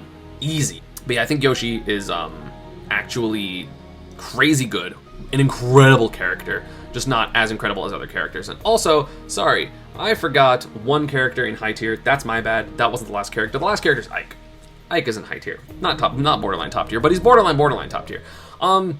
I just think the buffs really matter for Ike. You know, I used to say he's Nair the character, but now he's not. Now he's Nair and down tilt and forward tilt the character. Like, he has dash attack. His kill potential is so good, obviously. You still have Nair up air. Nair up B is crazy. You have platforms which help. You have forward tilt. You have down tilt into back air, which is actually insane. He, of course, has eruption, stuff like that. Literally, the only flaw of Ike is if you can somehow mess with Ike's high side B recovery, it makes it a lot harder for him to recover because his low recovery is actually pretty bad. It's very exploitable. But there's like 5 characters that can do that, which is like Min Min, sometimes Pikachu, sometimes Snake, and then like Mega Man's up air, and I'm looking at the other characters. I don't know who else can mess with him high. It's so hard to mess with this character high because side B is so good. Side B is so good. But yeah, Ike is, in my opinion, very good. Obviously, like, just parry his Nair is true when Nair was all he had, but I think he's a much more varied character now because of his buffs. His up B out of shield was better. Of course, you still have burst options with side B and dash attack, which are absolutely insane. But this character's just good. I think this character, you know, like, the more I think about it, obviously I'm playing Ike now. And again, it's Wi-Fi Ike, so it's a little different. But I'm seeing a little bit more of where I underrated the character before and where I just think they're good. Like, I just think they're good. Also, they beat Game & Watch. And yeah, that's going to be the end of high tier into borderline top tier. The first borderline top tier is going to be a character that has a lot of representation, especially in Japan. That is going to be Mega Man. Mega Man's crazy. This character is insane. Has great out of shield options in terms of up smash, jump pellet, Z-drop metal blade. He has kill confirms out the ass with Z-drop metal blade into literally everything because he has infinites with it. He has all this crazy stuff with metal blade. And at the same time, then he pellets you and annoys you to death. There are so many characters that struggle to get in on Mega Man, and when they finally do, they get up smashed out of shield, or they get swatted back out, and then you have to do it again. Mega Man zoning is one of the most obnoxious to deal with in the entire game. Thank God I play Pikachu, and that matchup sucks, because I would hate to not play one of the best matchups against this character, because he's so obnoxious. He might be higher than this, honestly. Like, deadass, he might be like the top of borderline top tier. I'm not 100% sure. Mega Man's always drifted between top 10 and top 20 for me, and because I think this is around top 20, because it's like 25. So like, this character's good. Like, Mega Man's very good. Like, actually incredible. Because he has strong kill moves in terms of back air and forward air. He has great edge guarding because of those moves, as well as down air. He has leaf shield, which is one of the best moves in the entire game. He has up air, which is really good for juggling, although not as good as Game & Watch's up air. Like, it's just crazy. It's super crazy. It's wild. This character's insane. He's just not as insane as the rest of the characters because sometimes he has a mediocre disadvantage, and also his recovery's a little exploitable. Because you know they're going to do that weird early uppy and then to double jump and then drift back to the left and then air dodge to the ledge. Because every single Mega Man does the exact same recovery, even the good ones. But I think, like, this character's crazy. Like, he doesn't really get juggled super hard. He gets hit off stage more than he gets juggled. Like, he gets edge guarded more than he gets juggled. Because his juggle, he has landing, leaf shield, and down air. Down air's dummy safe. Probably the biggest rise in Smash Ultimate for me. I think Captain Falcon is borderline top tier. Listen. Instant double jump. Done. That's my explanation. I think Falcon with instant double jump is literally insane. Is it hard? Yeah. Is it technical? Yes. But seeing what this character can do on FD and platforms and different platforms and all these different scenarios at all these different percents, he kills people at 0 or 5 or 12 or 17 or 32. Like, this character's insane with instant double jump. It is crazy. Perfect Falcon? I mean, not even Perfect Falcon, because I watch Fatality get it somewhat consistently in training mode, and that's with the first month or 2 of the tech being discovered. You have Raptor Boost, which is unshield grabbable, which is crazy. You have crazy kill potential just in general because you have things like Jab and and back air and falcon kick, and then of course up smash, which is crazy. I don't know why that move got buffed the way it did, and then a second time to be more consistent. But this character hits you at almost any percent with grabs, or raptor boosts, or back airs, or landing nairs. He has so many moves that open you up and kill you. And yeah, does he have a bad backdash? Sure. Who cares? It doesn't matter. It literally doesn't matter. Just you hit people and you kill them, and it's crazy. It's so crazy. This character is literally so good now. Does he still lose a couple matchups to top tiers like Game & Watch and Pikachu and probably Pokemon Trainer and maybe Wario? Yeah. But like, if you can hit them at 10 and kill them, is it really that bad of a matchup if you get it? He's crazy. He's so good. He's so good now. He maybe is top tier. He might literally be like top 15, top 20. I'm not gonna put that for now, but like, he definitely could. And it's insane. It's so, like, he's crazy. He's so good. Next up is Young Link. Young Link's really good. The Young Link's super strong. Like, he's really fast, has crazy combos, good projectiles, safe moves on shield with down tilt, and things like back air and nair. Like, this character's wild. Again, he would literally be in top tier if I had my old size of top tier, because he was literally the worst character in top tier, and I don't think he moved in position at all. It's just my top tier is slightly smaller now. Young Link is incredible. Young Link is so good. Like, literally the only negative of this character is sometimes he gets edge guarded, and that's it. Like, that's his only negative. He has good disadvantage because he has good fast fall. He can pluck bomb and throw it down and then drift behind it. He can just landing nair on you. He can landing down air. He's just good. He has a lot of options in neutral and everything. He just is slightly worse than the top tiers, and that's literally it. Like, that's his only flaw, is he's not as good as the top tiers, and that's it. That's literally it. Why is jab 2 -7? That doesn't make sense. It's like down tilt's like -6 as well, or 8 or something. It's crazy. Of course, you have kill confirms with Zair up smash, up B up air, Zair up air, up tilt up air sometimes. Like, this character can kill so well since the 7.0 patch, question mark? Whichever one was before Frostbite, that Palu got nerfed and Young Link got better. This is so good. So good. So incredible. Next up is going to be Captain Olimar. Anyone that says Olimar isn't a broken-ass character is lying. This character is absurd. He has some of the most ridiculous momentum understanding in the game. He has some of the most ridiculous momentum canceling in the entire game. By momentum canceling, I mean that, yeah, I'm gonna do well, I'm playing this Olimar, I'm being really aggressive, and then you get hit by a single side B and you try to hit it off of you and your move misses, and then you try to hit it off of you with another move and then it misses, and then you get up smashed because you whiffed 2 moves halfway across the stage against Olimar, and then he ran up and up smashed you. Dummy good damage, good out of shield options, great zoning kill moves, like forward smash. Purple's incredible, which you're going to get multiple stock because you can cycle them very quickly, because you have to kill the Pikmin in order to not have them be latched onto you and take free damage and have more hits lag and have more hits done and all that type of stuff. So then you hit him off of him and then you get white and then purple. So you're gonna get purple. You're gonna get at least 2 to 3 purples every single stock unless the Olimar gets absolutely obliterated. Olimar not being basically top tier or borderline top tier is propaganda. Anyone that says it is incorrect. I promise you, he's so good. He has a frame 2 super armor move. He has one of the most difficult to edgeguard non-hitbox recoveries, especially because he can throw a purple Pikmin at you, which is good. He has great killing, great edge trapping, great juggling. He up smashes you at 0 and you take fucking 55 or 70 depending on the Pikmin lineup. He has kill throws. He has more range on yellow for some reason. He can kill you, like, he's so good. He's so good. I don't know why people think this character's bad. Does he lose a couple matchups? Yeah, for sure. He loses to Shulk.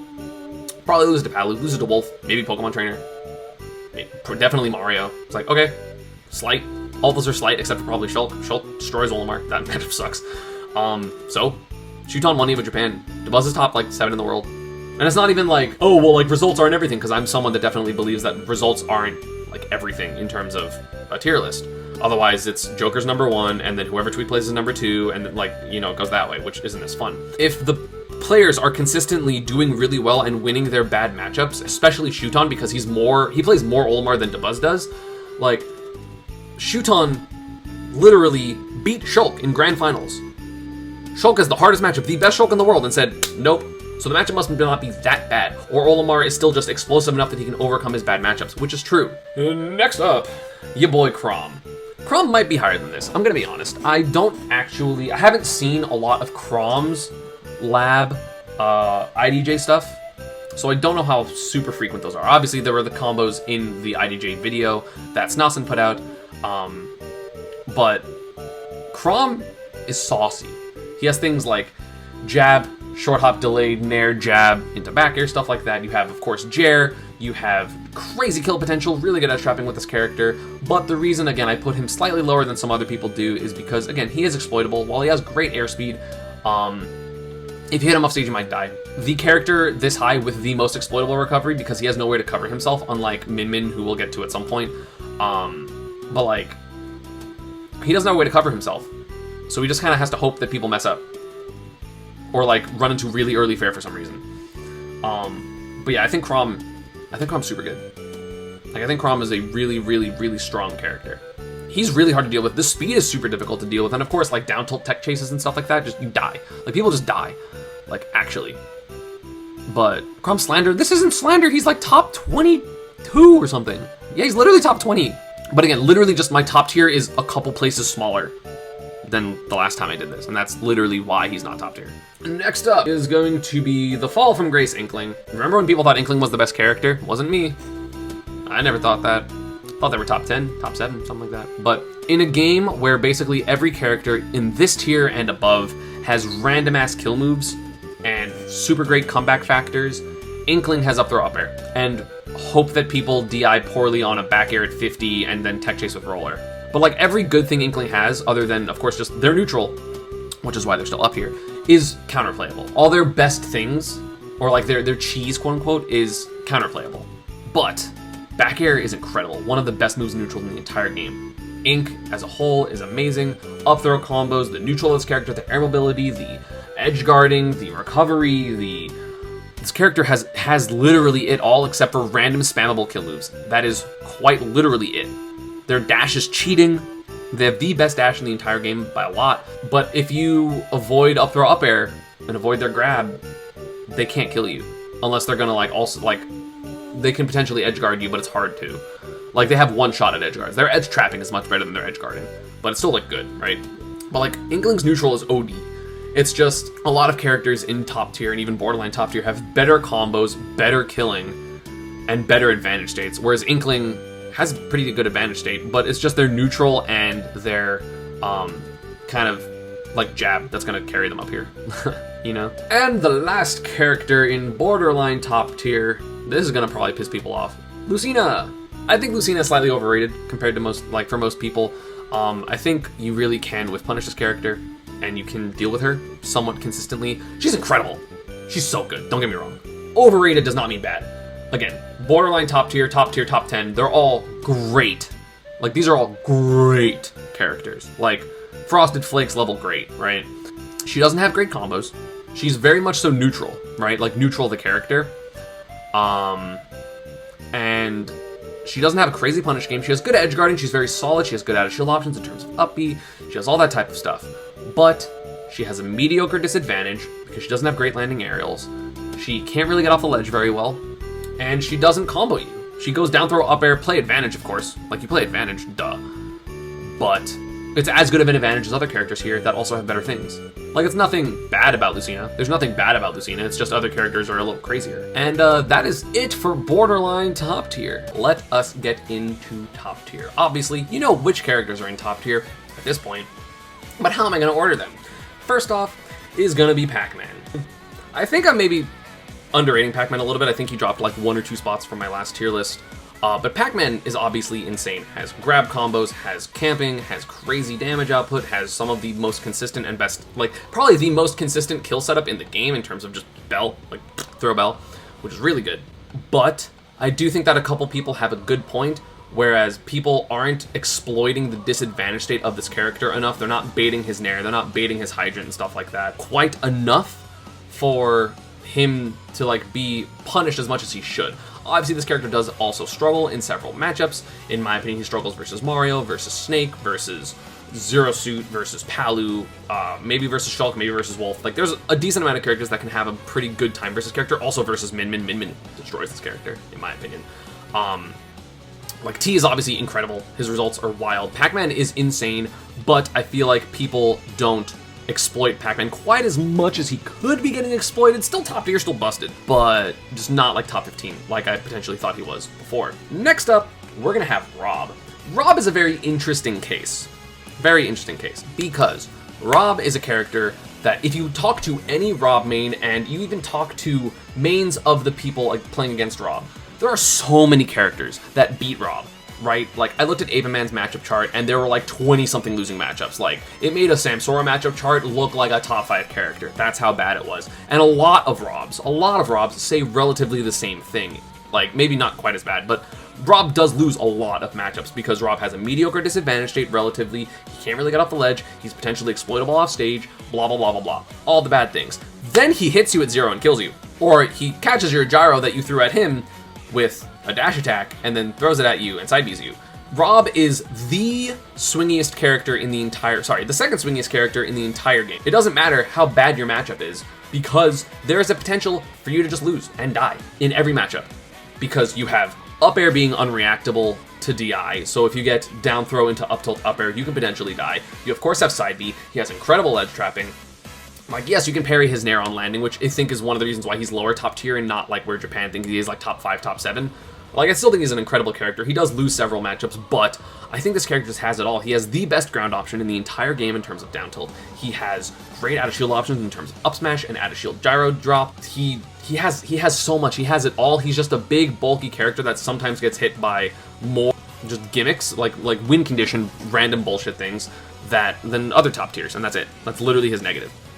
And like, sometimes Nair is bad. That's it. Like, that's it. That's literally it. And then he can steal stocks at 0, and 20, and 40, and 60, and 80. Like I think Rob is insane. Next up is going to be my official secondary and Wi-Fi main, Min Min. I don't understand why people don't think this character is broken. I am in the Japan camp. Japan thinks this character is busted, as far as I'm aware. This character is insane. They have the best neutral in the entire game. They have an insane punish game.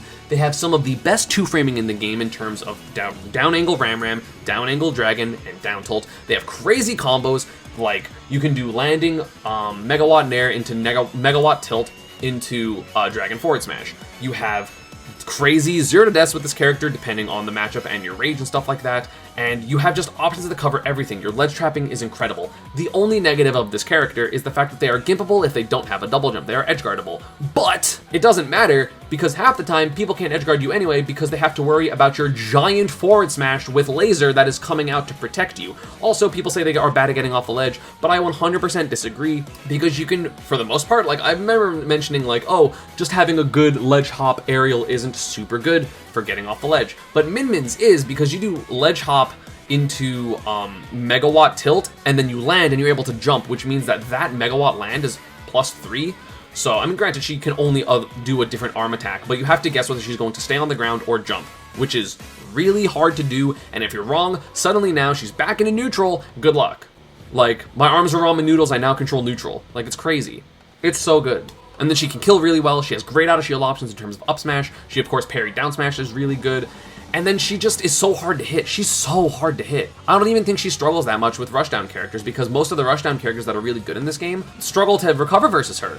Like, she does struggle versus Pikachu in my opinion, also potentially struggles with Shulk, but I don't think she does particularly poorly versus Mega Man, or not Mega Man, yeah, Mega Man, or Zerasu, which some people have said, or even like, I think she does well, like even or beats Game & Watch. I think she just does really well in a lot of matchups, especially once people are starting to learn to play comfortably with all 3 arms for a lot of the time. And then again, sure, people haven't seen this character offline because of the quarantine, but once you can actually time Ram angle down, it's done.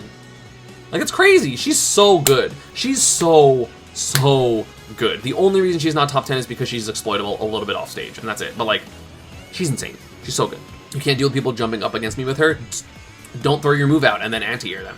Like, her up smash is one of the best anti-airs in the game. It's crazy. She's so good. Next up is going to be Roy. This character's wild. Yes, I do think Roy is several spots better than Chrom, and here's why. Somehow, because of Chrom's bad recovery, Roy's more consistent than Chrom. And Chrom is supposed to be the consistent character. Roy has crazy kill potential with Jibe B, which is jab side B, Jair. You have, of course, his sweet spot forward smash, which is stronger than Chrom's. He has just back air, forward air, up airs in general, which are really good for killing. He has, in my opinion, an equally as good out of shield as Chrom because it has armor on frame 4, so it can actually beat a lot of multi-hits that are hitting his shield, which is really good. And then, of course, it's safer to land, like if you're wrong. I think Roy is incredible. I think Roy's incredible. You can combo with his sour spots. Like, I've definitely got, like, down throw into sour spot up air, sweet spot up air, and I've died. Like, this is crazy. Roy is so good. The only problem with Roy is he's fairly combo heavy. Like, he's comboable because he's a fast faller that isn't that heavy. So he takes a lot of damage from combos and doesn't necessarily live a long time to kind of compensate for that, like the other like heavy characters and fast faller characters. So that's literally it. Otherwise, he's very fast, difficult to deal with, safe moves. He's insane. He's so good. Like, he's actually wild. He has a good recovery, too, because a lot of the angles that he's going to put himself out, one, it's really hard to deal with his up B, and two, like, unless you're Pikachu, which, like, I'm taking my bias out of it, right? Like, I don't see a lot of people edge guard Roy, except for me. And maybe, like, Mimim, haha. His natural angle that he wants to up B at is also an un-two-frameable angle, because he grabs the ledge from above. But I think this character's recovery is really good, hard to mess with. And, like, his representation's really good. He's just strong.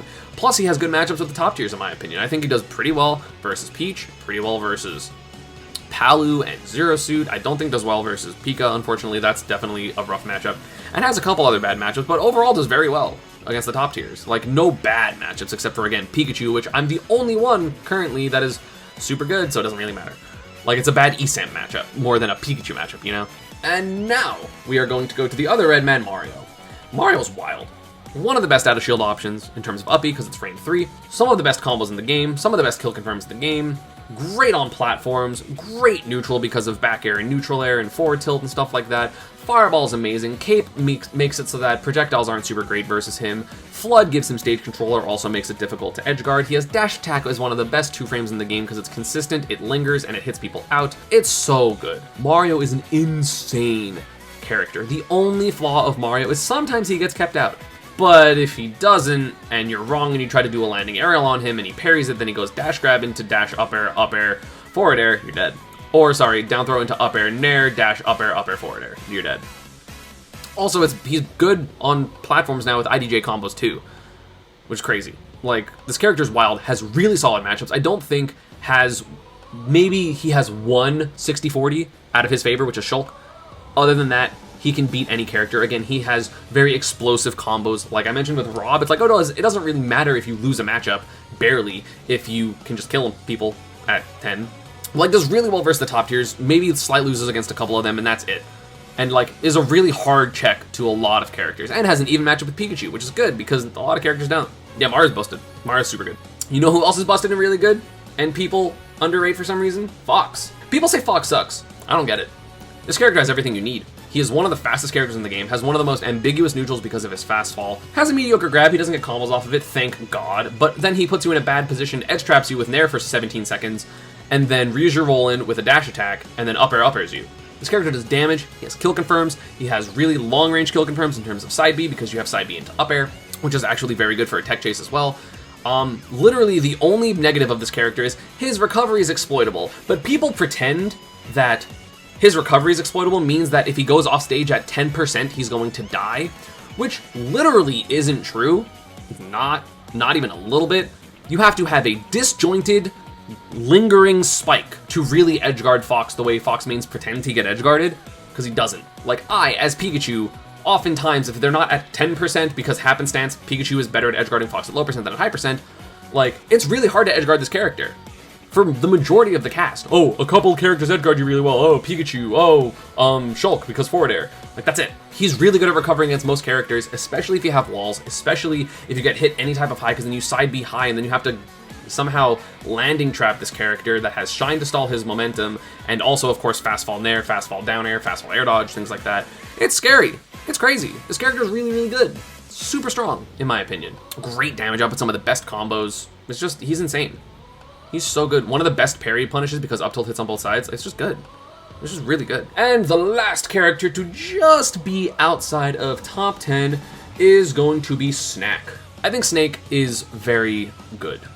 However, the reason Snake is top tier but not top 10 is because Snake has a ton of even matchups. Most of the top tiers kind of maybe beat, go even, and lose to each other. But the problem is Snake has a lot of even matchups with random ass characters that are below him. Like, really random. Like, I think the Falco matchup's kind of even. I think the Byleth matchup might be slightly even, maybe slightly Snake favor. I think Snake loses about 7 to 8 matchups because I think he loses to Joker and Zero Suit and Palu and Game & Watch and Fox and maybe Min Min, actually. Definitely Lucina. Sorry, not Lucina, sorry. Definitely Mega Man, definitely Inkling. Maybe Samus. But like either way, has a lot of even matchups, and the fact that this character is so mentally taxing and difficult to play at a top level means that if you're not playing super on point, you're definitely going to lose those type of matchups. And it's hard to stay that consistent at tournaments all the time, forever, all the time. It's hard. It's really, really difficult for Snake to do what he needs consistently. Of course, he's incredible. Frame 1, add a shield. Frame 1, grenade. So frame 1 combo break, which hits both people. He has amazing 2 frames with down smash and forward smash. He has, of course, up tilt, which is incredible. Down throw, up tilt, down throw tech chases in general. He has good aerials, but also his aerials are overall overrated in my opinion, because I don't think down air is super great. I think back air is pretty good, but like that's not great. So Snake oftentimes relies on people getting flustered and hitting grenades when they're not supposed to, and then getting grenade up air or grenade back air, which honestly, at people that are really good versus Snake very rarely do that, because we understand when to hit Snake, when to not hit Snake, when to let him camp, when to try to camp you, when to approach safely and things like that. Like, there are some just really good players versus Snake that are really hard roadblocks for basically every Snake player, and it's rough. It's rough to overcome those, because sometimes, yeah, you get hit at 10 and then you try to fall with a grenade or B reverse, and then you get grabbed and thrown up or off stage, and then you up B, and then you do it again. But there are so many players that are good at covering against, like, good at covering Snake's recovery, which is super difficult. So, and that is going to be it for top tier. That's not top 10, which is basically top tier. I just wanted to break it off into see top 10. And the lowest character in top 10 is going to be Game & Watch. Yes, I put Game & Watch at 10 instead of 11 this time. Deal with it. But yeah, Game & Watch is just, he's insane. He's so good. He has the best added shield option in the game, arguably the best move in the game. Like, it's a top 2 or 3 move in the game between, like, Rob down tilt and Zero Suit down B. Like, those are the 3 best moves in the game, in my opinion. He has crazy combos, crazy juggling, some of the best kill potential in the entire game, because you either get really early kills with things like down tilt down smash forward smash, or you get edge guards, or you get down airs, or at higher percents, oh, you're just gonna throw them off stage because they're shielding, because shielding is good versus Game & Watch, and then your ledge jump gets meatied by forward tilt, which kills you at 110. So yeah. Oh yeah, Manada's also up there, sorry. But Game & Watch is insane. He's so good. He has a rising aerial that is -5, like, that becomes -5, which is crazy because the only other character that has a safe rising aerial is Pikachu with -6 in his forward air. Game Watch has ambiguous animation, so it becomes really hard to ledge trap him, really hard to deal with things like air dodge if you want to, especially if people use, gray Game & Watch, so you can't really see his invincibility on things like neutral getup and stuff like that, which is really, really difficult to deal with. He's just so good. He is so good. And yeah, does he lose a couple matchups? Sure, but his advantage state and his ledge trapping and his ledge pressure are so good that it doesn't matter. Because like, Chef sometimes just wins matchups or wins games because it's like, oh, I hit them off stage at 30 and I chefed them and then they went to 60 and then I backered them because it comboed it off of Chef and then I can do it again. Like, Chef is insane, up air is insane, down smash, up smash, back air, up air, nair. Like, everything is really, really good with this character except for like up tilt. Like, that's it. Like, that's it. That's like his only bad move. Everything else is so good. Of course, Bucket, so he invalidates every single projectile character in the game, is wild. He's so good. Next up is going to be Pokemon Trainer. Pokemon Trainer might be slightly worse than Game Watch, I'm not sure. But Pokemon Trainer overall is just really, really good. Strong options. Squirtle's good. Ivysaur can get some cheese kills or like really early kills with down throw up B. Of course, up air is incredible. Up throw up air is a kill confirm. Really good edge guarding because of Nair and down air. Charizard is really heavy and difficult to deal with, and he's fast, and he has like 5 different neutral moves that are kill moves in terms of forward tilt and back air, and those are mostly it, but like also like forward air and down tilt sometimes, and YOLO Flare Blitz. But good recovery overall of this character. Of course, you have the frame 1 swap, so true combos aren't necessarily true, which can be difficult. I personally think Charizard's the best Pokemon, but also that's a weird hill to die on, so I'm down to say it's Squirtle too. All I know is Ivysaur is the worst of the 3, but Ivysaur is still very good. Like, I think technically if you were going to separate all 3 Pokemon, Squirtle is maybe the worst of them because he dies super early because he's incredibly light, but you never have to deal with that. You never have to deal with any of these characters' individual flaws because you can just switch to another Pokemon, which is insane because one of the Pokemon will be good in every single matchup. This character is just so versatile, has, weird win confirms or like win conditions, like back throw, back air as Charizard, or edge guarding with Squirtle, or just getting really good combos and mobility with Squirtle, or camping with Ivysaur. Some characters cannot deal with back air and stuff like that. Like, it's really, really good. So yeah, this character is definitely top 10. Just not, like, still maybe loses to some camping for certain characters, and that's literally like the negative. Next up, number 8 is going to be Wolf O'Donnell. Wolf's insane. He has an amazing neutral, crazy good advantage state, great combos. His knockdowns are some of the scariest in the game because of fair back air and fair, at lower percents, fair weak bear into side B.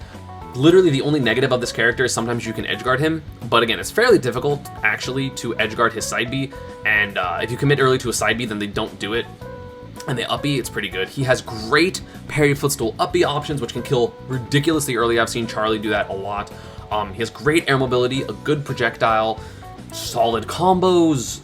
Like, there's nothing wrong with him. Everything about him is good, and if you mess up sometimes edge guarding him, he kills, or side B can send down, which is really, really good. It's really, really scary. But yeah, like, this character's wild. Super, super good. Great throw confirms. The reason I think Wolf is better than Fox at this point is because Wolf just has throw confirms. Fox doesn't.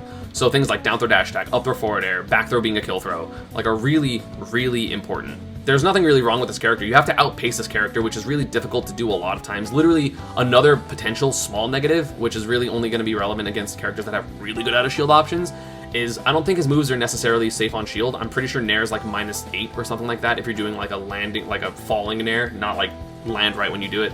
But like, his back air is one of the strongest YOLO kill moves in the game, which also auto cancels and stuff like that.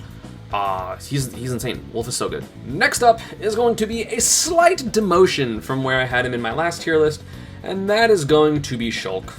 Shulk is broken, and as you saw, I talked about this in my Shulk is top tier video that I put out recently, kind of talking about a video that was saying Shulk's not top tier. This character's wild.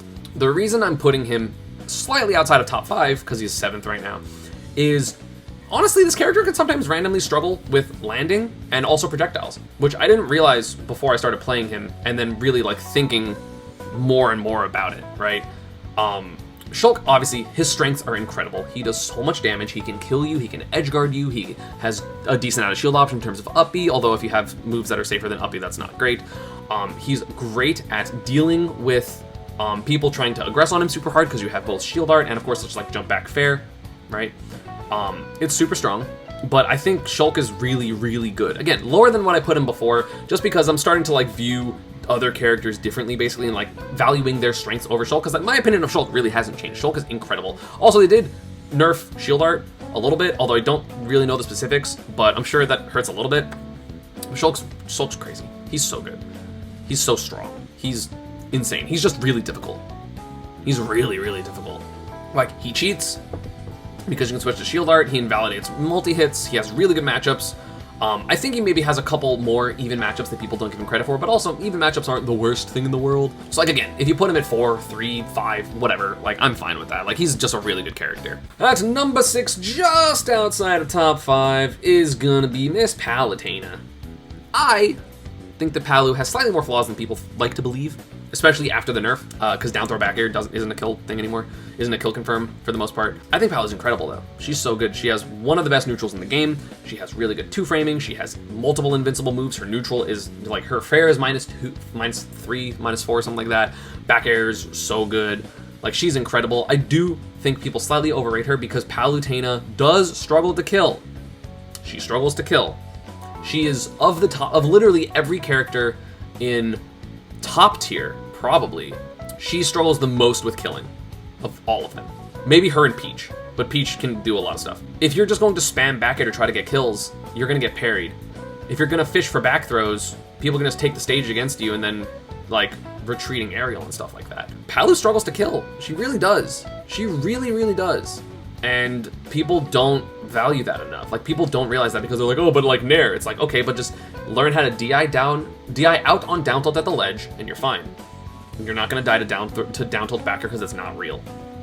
And like, Palutena's matchups are just, I feel like, overall getting worse and worse. And no, this isn't related to the thing, but like, I just think that overall people are trying to like understanding Palutena better, getting better at parrying, getting better at whiff punishing her, and understanding her DI flow charts and where to DI and where to SDI her moves and stuff like that. So I think Palu is very good. Don't get me wrong, 6th best in a game like this, incredible, but not top 5. At 5th best in the game is also a slight demotion from where I had them last time, and that's going to be Peach. Peach is insane. Her damage output's incredible. Her out of shield options, turnip, her edge guarding, everything about this character is so good. The only negative of this character is on a big stage versus zoners. That's it. Big stages versus zoners. If it's on a small stage versus zoners, she doesn't care. That's literally it. She hits you at 0 and deals you 60. She hits you at 0 and potentially kills you. Her edge guarding is incredible. She has a great counter for edge guarding. She has float, which is the best mechanic in the game. She's insane. Y'all have heard me talk about Peach so much. This character is absolutely broken. I think the matchup charts for Peach players are laughable because the explosiveness of the consistent explosiveness of this character makes up for a lot. Because like, oh, how do I hit this player? It's like, I don't know, corner them and then hit a landing back air. Like Peach can struggle sometimes with zoners, don't get me wrong. Like she struggles, in my opinion, like it's an even matchup with Villager, maybe slight loss to Samus. You know, it struggles with some other characters as well, but I think Peach is really, really strong. I think she does fine versus Swordies, all of them, because they all have mediocre advantage states, and Peach's advantage state is one of the best in the game because float up air is broken. Float up air is broken. It's so good. Like, float up air is so good. Her advantage state is incredible. Then people just don't talk about it. Like, yeah, her combos are really good, but also, her advantage state is incredible. Next up is going to be my teammate's main, Zero Suit Samus. I don't understand how people think this character's bad. I don't understand how people think this character has bad matchups, like a lot of bad matchups. She's so fast. She's the hardest character to hit in the game consistently. She has a good recovery. She has one of the best out of shield options in the game. The best out of shield kill option in the game in terms of up B, which is rank 4. She has really great shield pressure. She has incredible advantage state. She has everything you would want. She has Nair flip kick. She has Nair fair flip kick. She has Nair into back air. She has Zair into boost kick. She has ladders if you do them correctly on things like Battlefield and Small Battlefield and Stadium, and like it's really, really good, especially with IDJ. IDJ makes this character's combos, like her ladder combos, real again, which is crazy. It's so good. It's so good. And her grab, while it's not great, still sets up into tech chases or forces people to jump immediately, which is hard to deal with. Her mix-up is crazy, and she's so fast and fluid that you have to be dealing with things in such an immediate way all the time. Like, does she lose a couple matchups? Does she lose to Pikachu and Joker? Yeah. Does she lose to Wolf and Shulk? Yeah, sure. But also, then she still stalks the 30, and it doesn't matter. I've won like 6 games versus Mars in tournament out of like the 5 sets we've played. So, this character's good. This character's very, very good. And Flip Jump is arguably the best move in the game. It's great for getting off of ledge. It's great for killing. It's great for recovering. It's great for getting at a disadvantage. It's so hard for the majority of the cast to deal with it. It's like, oh my god, but what about if you read it? It's like, if you read a bad option, if you read an option and you hit them for it, that is on the player. There are a lot of times when you just don't have to flip jump as Zero Suit. A lot. Like a lot. And Zero Suits just do all the time. So no, like she's broken. Shut up, Mars. Next up, at 3rd best in the game, is going to be Wario. He got a little bit of a bump up from my last video. Wario is wild. The more I think about this character, the more I'm just like, huh, he really kills you at 20 from a Nair, at least once a game, with also having arguably the best neutral in the game, some of the best camping in the game because you get waft. He's consistent, he has great anti-airs, good combos, good damage, kill confirms that are not waft because he has things like weak Nair into back air, down tilt into dash attack. He's insane. He's so good. He is so good. And again, he's one of the characters that's like, oh, in theory, he loses matchups, right? Like Rob and stuff like that. And then it doesn't matter because the matchup that you're thinking of is 0 waft Wario. What about 1 waft Wario? What about 2 waft Wario? If the Warios are really committed to camping for a minute and then fighting, getting your first stock, having waft for a second stock, and then camping, or like even camping for a minute and a half, playing first stock, playing second stock normal, have third stock waft. Like, you play at the minimum a 2-stock game versus this character consistently. And it's crazy. Gluto's combos are really optimal with like double nairs and stuff. He's great without platforms. He's great with platforms. He is just so good. And does he get walled out sometimes? Yeah, but if he gets walled out, then it's like, cool, I'm just gonna dash backwards and wait because I'm Wario and I can. And it's so good. It's so good. It's insane. And he has some of the highest representation of any character in the game because Japan loves this character. You have Tweak, you have Gluto. The character's wild. Weak fair into dash attack, down tilt dash attack, dare into half waft, everything into waft. You have up throw into full waft up, like on a platform. I saw Gluto get that recently and I hated it. Like not the fart part, but like the boosting up, and that's just dumb. Wario's insane. I honestly can think War is the best character in the game. It's totally possible. I think, at the very least, the top 4 characters could be the best character in the game for various reasons. Second best character! You know, I actually really thought on this. I thought a lot. But I am going to put Joker still at number 2. I'm going to put Joker at number 2. For sure.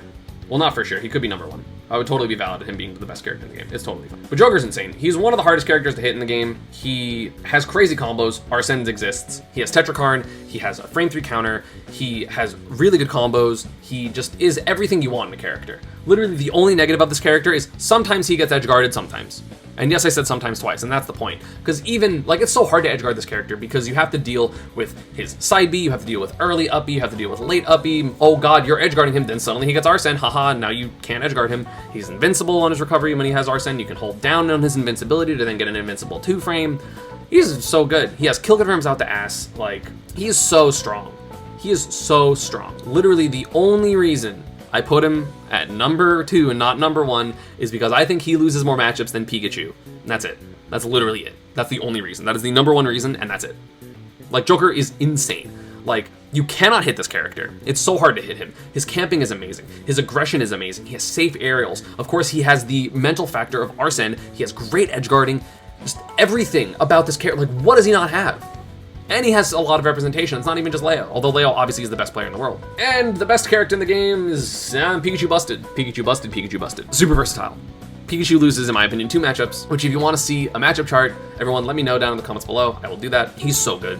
I think that he has some of the best combos in the game. I was maybe literally the thing that put him on number 1 for me over Joker is up air bridges, because I think up air bridges break a couple of matchups. I think up air bridges are so dumb. With landing there on platform into upper bridges, you just get down through upper bridges, up tilt.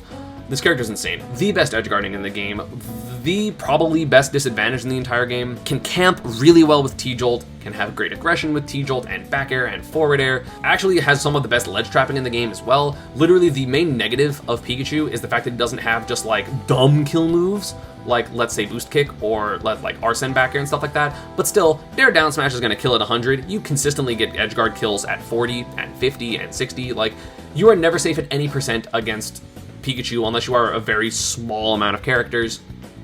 To his edge guarding or to his early kills, T-Jolt is such a good option. Back air is such a good option. He has pancaking. He has quick attack, which is one of the best disadvantage tools in the entire game. He has great platform combos. He can pressure platform. He has disjoints with forward smash and up air and up tilt, and he can anti-air people, and he can just he can whiff punish people with quick attack. Like, he has the best whiff punishing in the game because of quick attack, which can lead into combos, which is crazy. Like, this character has literally anything you can want and more, except for a winning matchup on Game & Watch and Ness, and that's it. Like, that's literally it. I can understand if you think he's like 3rd best because like he gets walled out, but that's just me being impatient a lot of the times. He's so good.